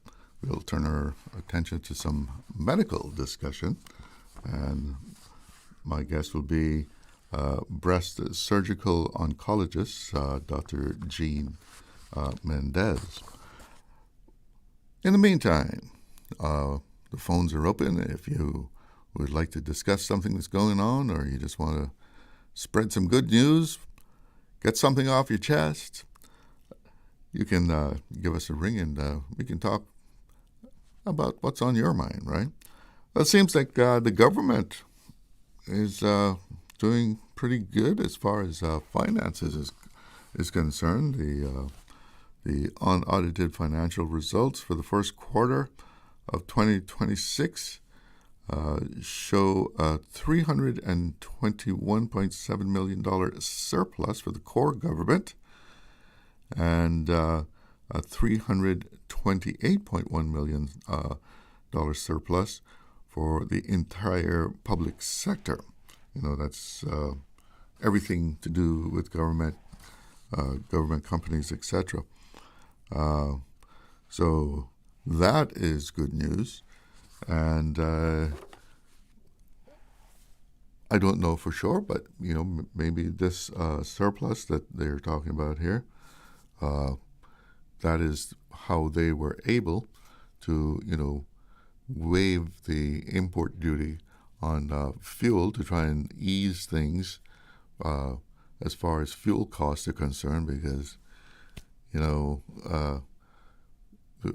one seems to know what's happening with the Middle East as far as when oil will start to be not just flowing but being shipped out of there on a constant basis, because right now it seems like it's like maybe one a tanker ever so often gets through the Strait of Hormuz there. We do have a caller on the line, so let's go to the phones. Good afternoon. You're on the air with Talk Today. Yes, afternoon to you again, Charles. Mm-hmm. Well, the spineless European leaders won't try to help get in there and protect because all the bulk of their oil comes from there through that Hormuz Strait. But they have always been that way, depending on the United States to protect them forever. And that's not going to happen any longer. Mr. Trump made it clear. If anything is done where they like, not is put some spine in them to get them and say we're going to spend more on defending our countries or trying to defend them. And the U.S. is going to pull out of the hundreds of trillions of dollars that have been given to Europe since the Second World War. But you remember how it ended up closed, right? You remember how the Strait of Hormuz ended up being closed. Yes, but the whole point is this: we cannot have that rogue terrorist country controlling things or even trying to develop. I mean, notice what they're after. We saw it with Germany at the beginning, but they're much more advanced than these guys. So have an atom bomb, Monday. Had to be destroyed. And that was so vital that Mr. Churchill's route, everybody got involved to do that, to blow it up. That's where things are going, the heavy water plant and all that. People need to study up the Second World War and learn what happened with things and so forth. We can't have this. This is man. But I thought they had destroyed their nuclear capability last year when they bombed it. Mm-hmm. Jimmy, that's what we were told, anyway. Carter caused this when he took the down the Shah down on our good friend, and this is what happened. This rogue creature came in, and you've got to have the nations get together and say, look, this is how the world is now. This one world business, that doesn't really work. That's a dream. A nice, fanciful word by beautiful Hollywood people, but that doesn't work. Not at all. But that's a little bit out of our reach. It's gonna happen. It's doing something about the Taiwan thing. None of them wanted to try to do anything about it. Now we may get some resolution to it, and the truth will out on what will happen and who will back it up and who will not back it up. The French would hate him. Xi was making his position known, but Trump didn't reply. But listen, Mickey, did you hear? You were asking what the GDP, Cayman's GDP, was composed of. Did you hear me? What I asked was what our production of things, manufacturing, has it been separated that we can identify exactly how much money that was? That's what I asked. Well, it says that, well, they incorporate, remember the three methods? Remember the three methods? So they incorporate all three. But I mean, there's rum cakes, I guess. Are they produced here or are they produced in Miami?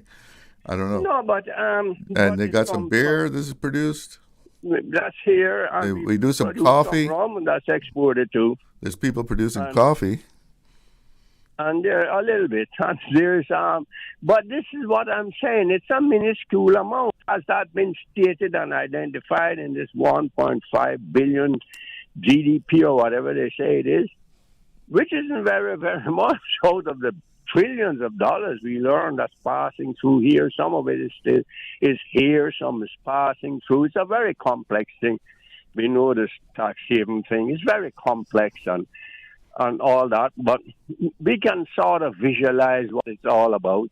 Big money is passing through. We find laws to make it okay here.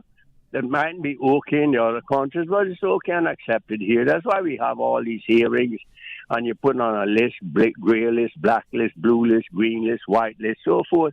That's why, because we're dealing with tremendous amounts of monies passing through the country, which our little people, our ordinary little Cayman, and really will never fully understand or never come to any real realization of any great portion of it. Some do make very big salaries out of it, a very few Caymanians. We know that and so forth. That's obvious in a small country like this, who's making what. But the reality is most of that money is not being passed around to the people. It's no way we can say that it is.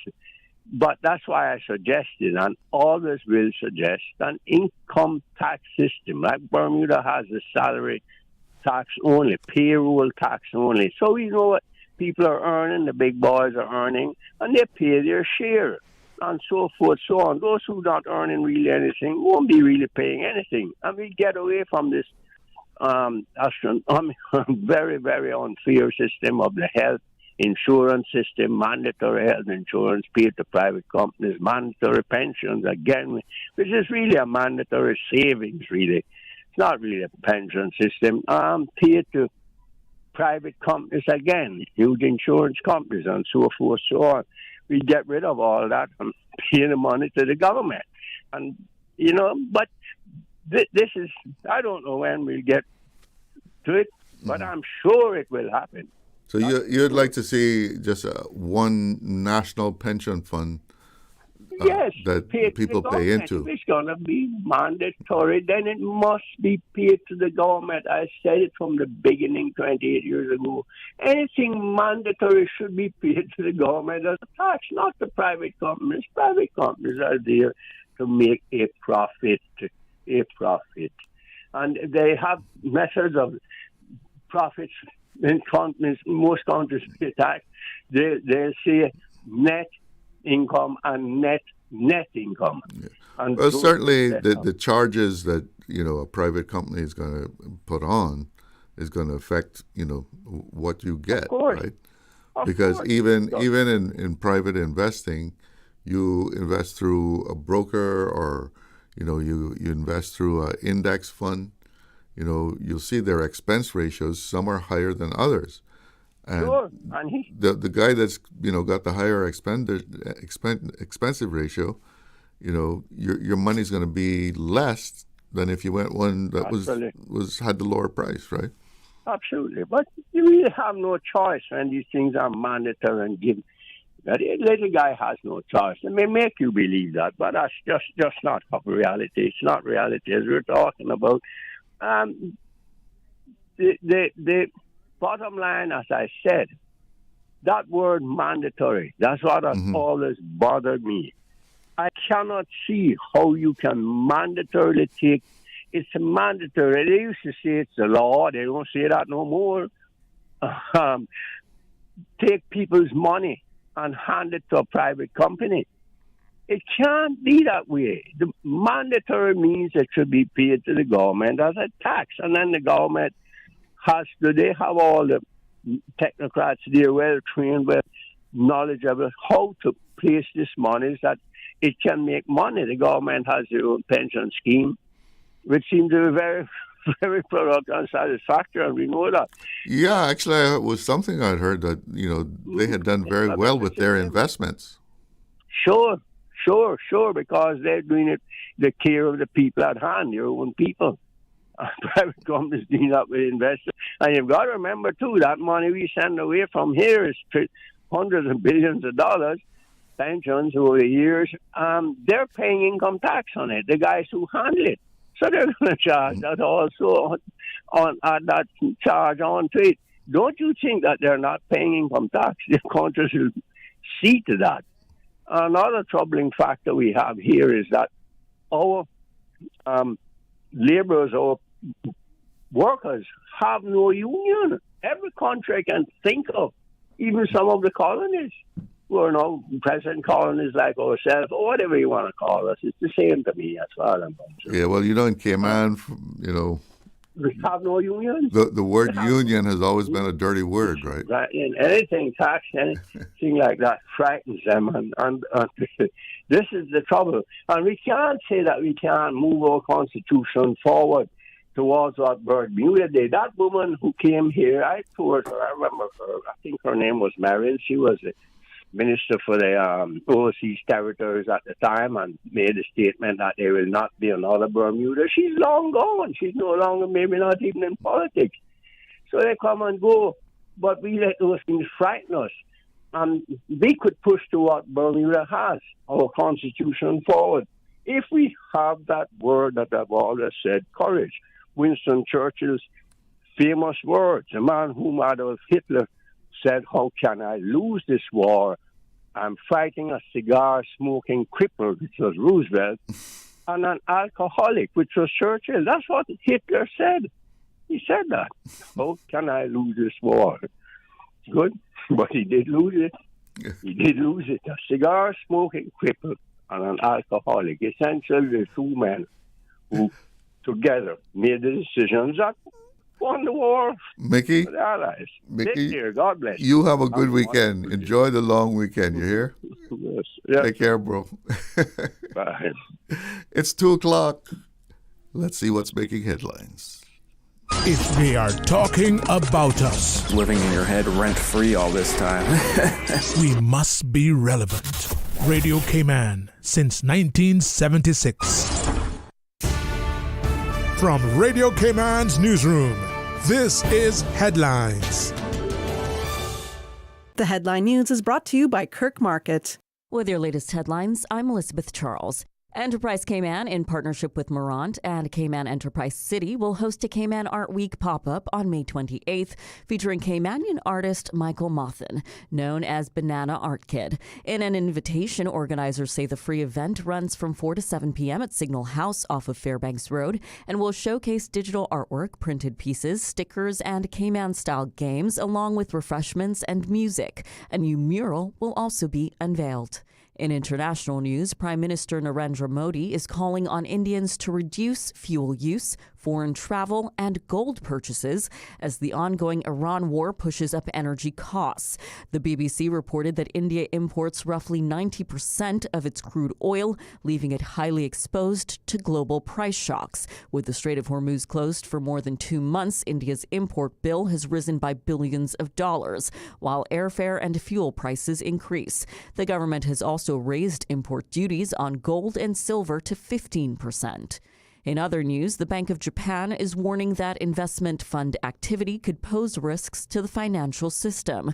Reuters reports that an executive director said global hedge funds and private equity firms can increase market volatility and spread shocks to domestic markets.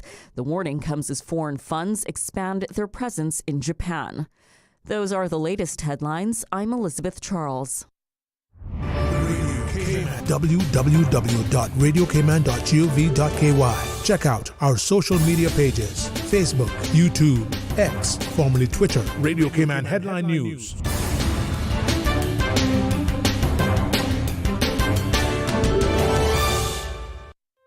Looking for fresh, healthy food that's full of flavor? Then you've got to visit Kirk Market. Our dishes are made with fresh, high-quality ingredients. Enjoy vibrant mixed greens or satisfying pasta salads. Or try one of our delicious grill options like blackened chicken, spicy beef steak, or grilled salmon. Looking for something light and flavorful? We've got sushi rolls and poke bowls prepared daily. And don't forget to explore a hot bar or Billy Fresh salad at the salad bar. Stop by Kirk Market today for breakfast, lunch, or dinner and taste the difference. Eat well, live well with Kirk Market.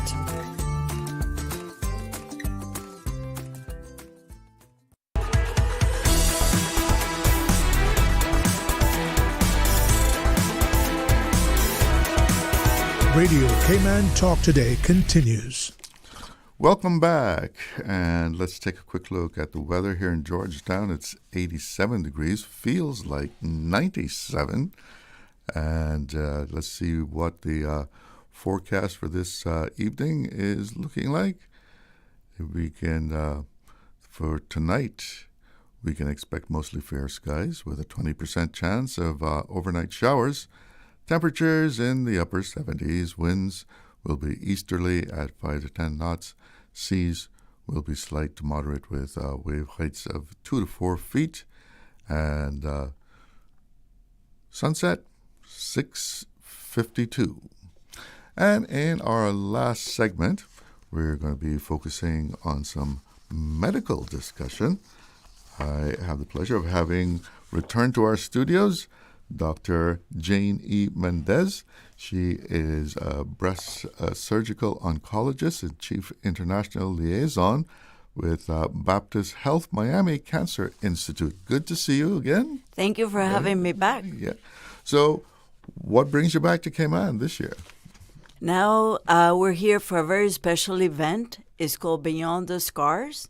It's an event for breast cancer survivors. Again, another way to illustrate the importance of breast cancer early detection and all the treatments that we have available for breast cancer patients and hopefully survivors. Mm-hmm. So I'm here for that. So the message has always been, and I guess it still is, early detection. You're absolutely right. Nowadays, if we have early detection, we expect 99% survival at 10 years. So that's a very important message to still disseminate. The importance of having your mammograms done, as indicated by the recommendations, and also know your body. So if something changes, you can bring it up to your doctor's attention and be worked up. Mm. I know women used to complain about the mammograms, that it was not, the nicest thing to go through. That's changed a lot.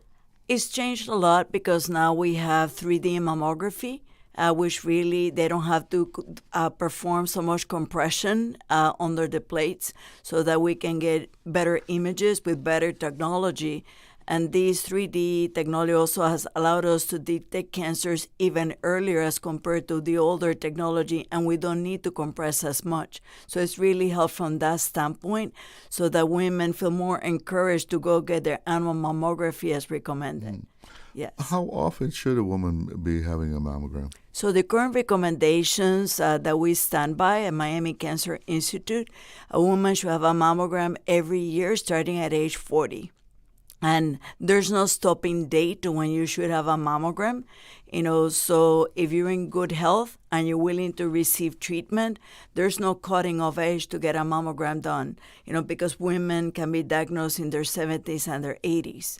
And obviously, when women have dense breasts, which a lot of women do, that should also be complemented with an ultrasound. Because we know mammography cannot be as sensitive in women who have dense breasts, so we should do both mammogram as well as breast ultrasound in those patients. Are there some cases where a woman should be having a mammogram earlier than 40? Very good question. Baseline mammogram is recommended at age 35, and if everything is okay, then we start annually at age 40. But women should have a conversation with their GP or their gynecologist because you have certain risk factors in your family. You have a family history of breast cancer. You have certain genetic predisposition. That should be a conversation because, yes, in some instances, we need to start screening earlier. about the vast majority of the population is what I mentioned earlier, but if you have certain risk factors, it might be an indication for earlier screening. You're absolutely right. How important is self-examination?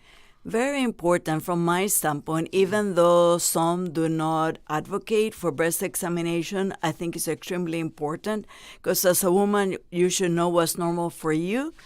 Because if you are not aware what's normal, how do you know that something has changed? And it doesn't cost anything to do the breast exam, and you need no appointment, and that may save your life. So I think it's important for the women to acknowledge that as well as know their family history.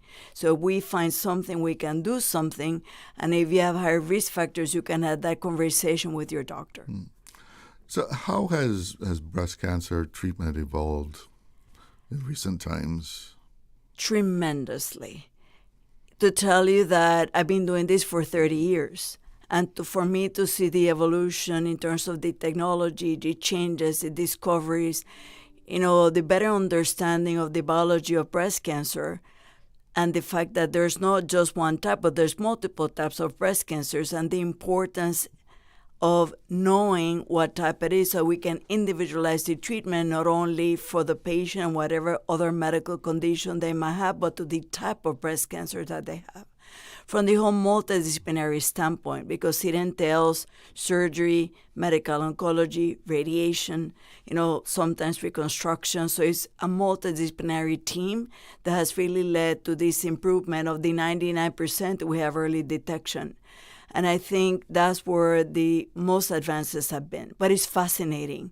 And there's always new discoveries. So we have to constantly keep changing and educating ourselves on what the latest research is so we can provide our patients with the optimal treatment.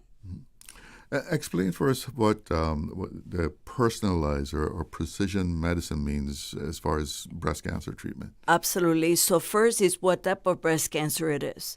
Because we have targeted treatments that we use for specific types. That's number one. Also, when it comes to surgery, sometimes we can do breast conservation, meaning that the woman doesn't have to have a mastectomy. Sometimes we can't. And also in terms of the reconstruction, sometimes we may be able to reconstruct the breast, and even then, sometimes we may even be able to save the nipple and the areola as part of that person's mastectomy.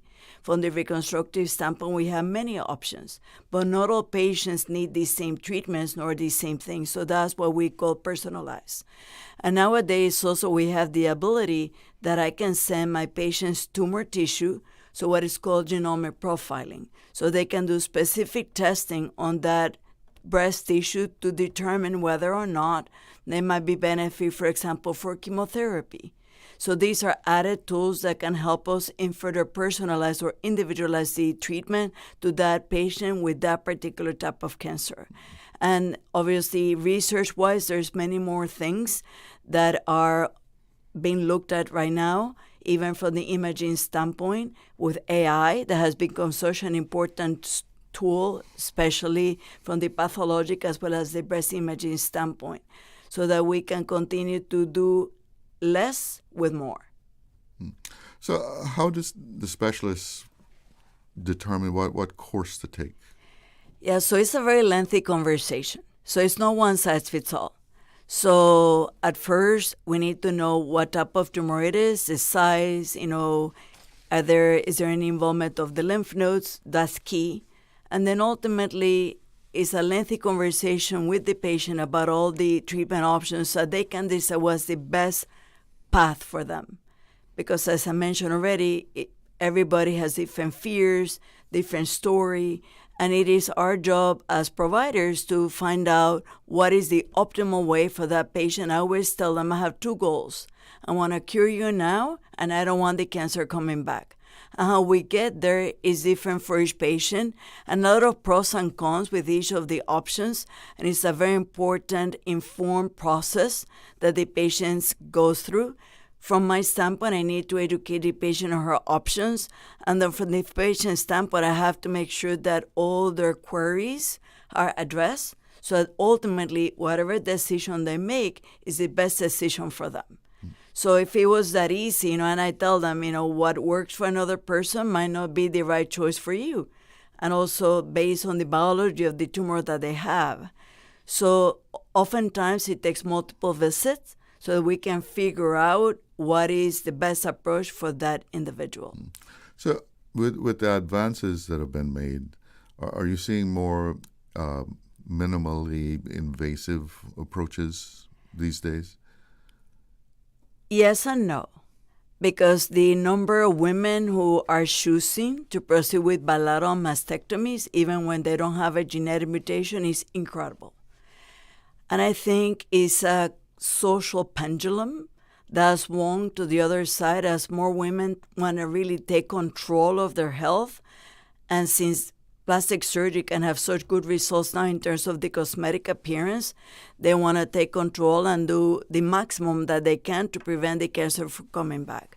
But again, that might not be the right choice for everyone, and it's definitely not necessary for all patients. But we've seen this pendulum swung in that direction now for several years, as well as we've seen the increase of genetic testing, which is really good, because we can identify if you have a genetic predisposition, then we want you to be more aggressive, because we know those women have higher likelihood of developing breast cancer in the future, so it's definitely the right approach for those patients. So in terms of minimally invasive, there's some robotic attempt at breast surgery, where through one port they might be able to perform the mastectomy. It's in incipient stages. There's been some clinical trials trying to look at this technology as it applies to breast cancer. It's not ready for prime time, but yes, we're trying to see other minimally invasive techniques that we can use for our patients with robotics and AI. Let's backtrack a little bit. What was the term? Bilateral? Bilateral mastectomy. So that's when both breasts are removed, Absolutely. Regardless of what you might have a healthy breast, but women just decide, let's cut this off. So these are women with breast cancer or known genetic predisposition. So they have a gene that we know increases the future likelihood of breast cancer, and they decide that they want both their breasts removed. And obviously, at that point, we offer breast reconstructive options for them, and there's a plethora of reconstructive options that we have with our plastic surgeons. And actually, interestingly, there's also been a movement over the past 10 years now of going flat.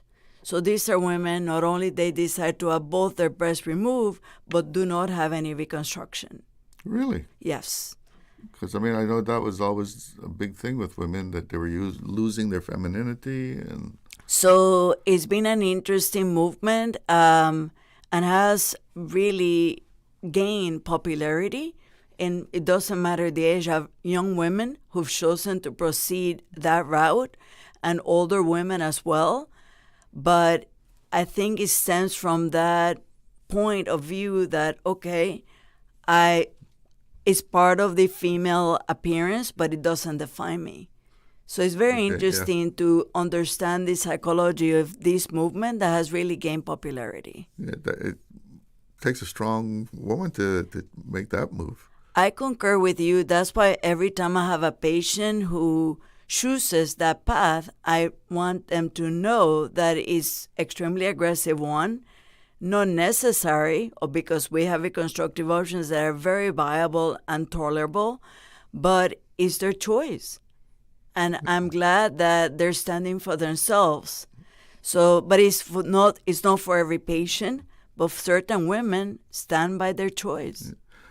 I'm curious. You said you've seen this increase, and I remember hearing, was an actress, I can't remember who it was now, that she publicly did this and said she was going to have both breasts removed. Do you think that had any influence on women saying, I'm going to do that too? Absolutely. Social media, as well as has a huge impetus in these patterns. When you see the celebrities sharing their story and you think, if they can do it, why can't I do it? So there's no question that social media plays a very important role. as well as individuals sharing their story over time. And we've seen a lot more of that throughout the years. And that's what I think, like, events like the Beyond the Scars, which is happening tomorrow night, are so important, because as more women share their story as survivors, and they show that it can be done, let it be with reconstruction, without reconstruction, you can be flat or have your new boobs reconstructed, you can have a healthy life. We have to take a break. We'll be right back. Thank you. Did you know that Doctors Hospital provides urgent care services 24 hours a day, 7 days a week? And Doctors Hospital's urgent care physicians have access to the most advanced MRI and CT imaging in the Caribbean, providing reliable diagnostics when you need it most. When you need quality urgent care for an illness or injury, Doctors Hospital is here for you 24/7. Whether it's a migraine, chest or abdominal pain, shortness of breath, broken bones, or another urgent need, Doctors Hospital at the top of Walker's Road. Urgent care right now. Freedom, Cayman Rack. Freedom, Little Cayman. Soft breezes, blue waters, no traffic. Unwind and rejuvenate your mind, body, and soul. Sister Island Staycations, a taste of freedom. Discover all that our sister islands have to offer. Cayman Art Week is back and bigger than ever, with art on show at over 50 venues across all 3 islands from Tuesday the 26th to Sunday the 31st of May. From one-off pop-ups and creative collaborations to open studios and late-night gallery hours, all events are free and there's art on sale for every budget. Join a guided bus tour or visit at your own pace. You'll find everything you need to know at CaymanArtWeek.com. It's here. Multi-year trade and business licenses are now available. You heard right. You can apply for TBLs up to 5 years. Save time, reduce paperwork, and focus on growing your business. Apply online at dci.gov.ky. Apply for your multi-year trade and business licenses today. Radio Cayman News. A new working group to review the existing legislative landscape related to sexual offenses. Quote, greatly concerned by a rise in sexual offenses, the majority of which are committed against children. This is exploitation, this is abuse, and this is rape. Radio Cayman.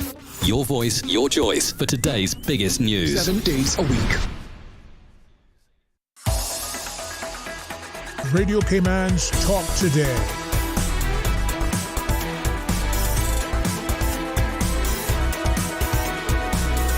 What is on your mind, Cayman? Welcome back. And we're talking about breast cancer. And I know at Baptist, the multidisciplinary approach is really a big thing, right? Absolutely. It's critical in order to provide our patients with the optimal care. So certainly the main core is, surgery, breast surgical oncology, medical oncology, radiation. Certainly we have all the other services that are part of that, including genetics, the plastic surgery service, reconstructive process, rehab services, because it's not just about curing the cancer, but also keeping our patients healthy after they complete treatment. So survivorship is as important as the actual treatment, because if our patients do well, they're going to survive for many years, and we want them to survive with good quality of life. Mm-hmm. And is that survival rate increasing as the years have gone by? Absolutely. Even for later stages of disease with the newer targeted treatments for the triple-negative breast cancers, which account for about 25% of breast cancers, are the HER2-positive tumors that account for about 15% of breast cancers. We have improved therapies that really have also improved the survival in those patients. And remember, if we have early detection, we have 99% survival. So we have over 4 million survivors, in the United States, and here, a sheer number as well, and that's what we need to celebrate survivorship. Mm-hmm. And are people recovering faster? That I don't think. But yes, we have better ways of controlling pain. We've learned a lot over the years about what are the potential side effects of treatment so that we can prepare patients for those, as well as do whatever we can to counteract some of those potential side effects that we know may occur. So I think the education about potential side effects and quality of life issues has improved, and therapies, but you can never predict how the patient is going to respond to treatment, but certainly we have enough know-how that we can guide them through that process so that hopefully with better preparation and knowledge, it's better for the patient. So women here in Cayman, how can they, get help from Baptist? Yeah, we have actually an office here in the Cayman Islands, and we've been part of the Caymanian community for a long, long time. And I'm happy to say that I have many breast cancer survivors here in the Cayman Islands. And I've been coming here over the past 9 years, and it's incredible to see all the improvements that have occurred in the services here in Cayman from the health ministry, as well as the services that the patients can get here in Cayman, which is great to see the care that the Caymanian patients get. But we have our office here, so if somebody's interested in coming to Miami Cancer Institute, they should contact our office. And the patients get assigned an international representatives who helps them get everything organized through the office here. Then they come, we usually review all the information that the patients already have, both from the imaging as well as the pathologic standpoint, and we come with a plan of action for each patient depending on all the factors that were already addressed. And we're happy to see them. And sometimes, since we know a lot of the doctors here in the Cayman Islands, let's say the patient has surgery in Miami, but they have the medical oncology services here because we have a lot of collaborators here. So it's a family of support that we have, and it takes a village to take care of the breast cancer patients. And we're here to support the Caymanian community in whatever way we can. Mm-hmm. So if someone is going to go to Baptist, the office here coordinates everything? Absolutely. You're not just off to Miami on your own? Not at all. They coordinate everything here. They compile the necessary information. We want to make it as seamless as possible for the patients, since obviously just getting the cancer news changes your life in the microsecond it takes to mention that word cancer. So certainly they help coordinate everything so it's as seamless as possible. And then once they get to Miami, the same thing happens with the international representative that is assigned who deal with all the little details of that journey once they get to us. And once they get to us, all the patients also get assigned a patient navigator, because as you can imagine, it's a very difficult journey to navigate. So as the name implies, these oncology nurses will help the patient from the medical oncology to surgery, then to radiation, whatever they need. There's a seamless connection throughout the journey along with the international representatives so that we can at least make the journey more pleasant for our patients. So Baptist has quite a large international patient list, I would imagine. Yes, we do. And we actually not only have Miami Cancer Institute, but we have centers of cardiovascular excellence. We have the Neurovascular Institute. So we try to help the patients in all these other centers of excellence as well. But yes, we have a large international presence and provide many, many services in different specialties. Why do you think so many international patients come to Baptist? I think probably they feel the love. They feel the love that we give to our patients. We like patients to feel like we're treating them as individuals, and for the expertise that we provide. And I think we have enough stories, both here and around the world, Central, South America, the Caribbean, that patients value and trust us in their care, and we're proud and honored to do that for our patients, Cayman and beyond, because that's what we do. So when it comes to breast cancer, if a woman decides they're going to come to Baptist, does this when you leave Cayman, you're going to have to be in Miami the full time until the full treatment is taking place? Depends on the treatment. Most of our surgeries are ambulatory in nature. Yes, we need to see the patient after surgery for their first appointment, and depends upon what treatment they've chosen. But a lot of patients come and go. Since it's so close, and when there's so many flights, it's easy connection. So it's not necessary for the patient to be there during the whole time. We coordinate with the patient, especially given if they have a place to stay, if they don't. We have lodging, capabilities as well. We even have a hotel on campus with discounted rates for patients when they come and have to come for a long period of time. So again, we even individualize from that standpoint because we want to ease the patient journey, and that's one of the components. When you're far away from home, we want you to be as seamless as possible. And I know each case is different, but on average, how long does treatment take? Depends, because sometimes, we have to give chemo before surgery, and chemo alone can be 3-4 months. Surgery is probably the shortest component.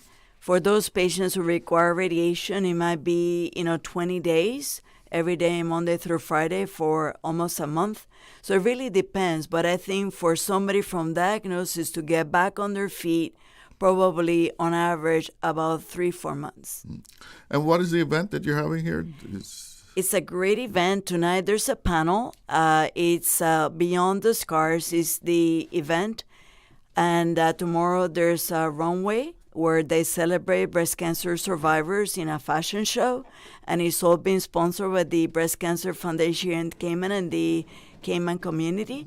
So it's the first time I come to this event. I'm excited to be part of it because it's important to celebrate survivors and continue to increase the awareness about early detection like you've talked about. Dr. Jane Mendez of Baptist Health Miami Cancer Institute. It's good to see you again. Nice to have you in the studio. Thank you for having me. Thank you. Well, that's going to be it for Talk Today. Covered a lot of subjects today. We covered addiction and we even touched on the war in the Middle East and, of course, inflation. So we ended up with some good medical talk here. Long weekend coming up. Stay safe and, enjoy yourself. I'm Charles Glidden. One love. Talk Today is brought to you by the Ministry of District Administration. Explore your history. Explore your land. Explore your sister islands. And Doctors Hospital. Peace of mind is important when life happens. Doctors Hospital. Always there for you. Call 949-6066.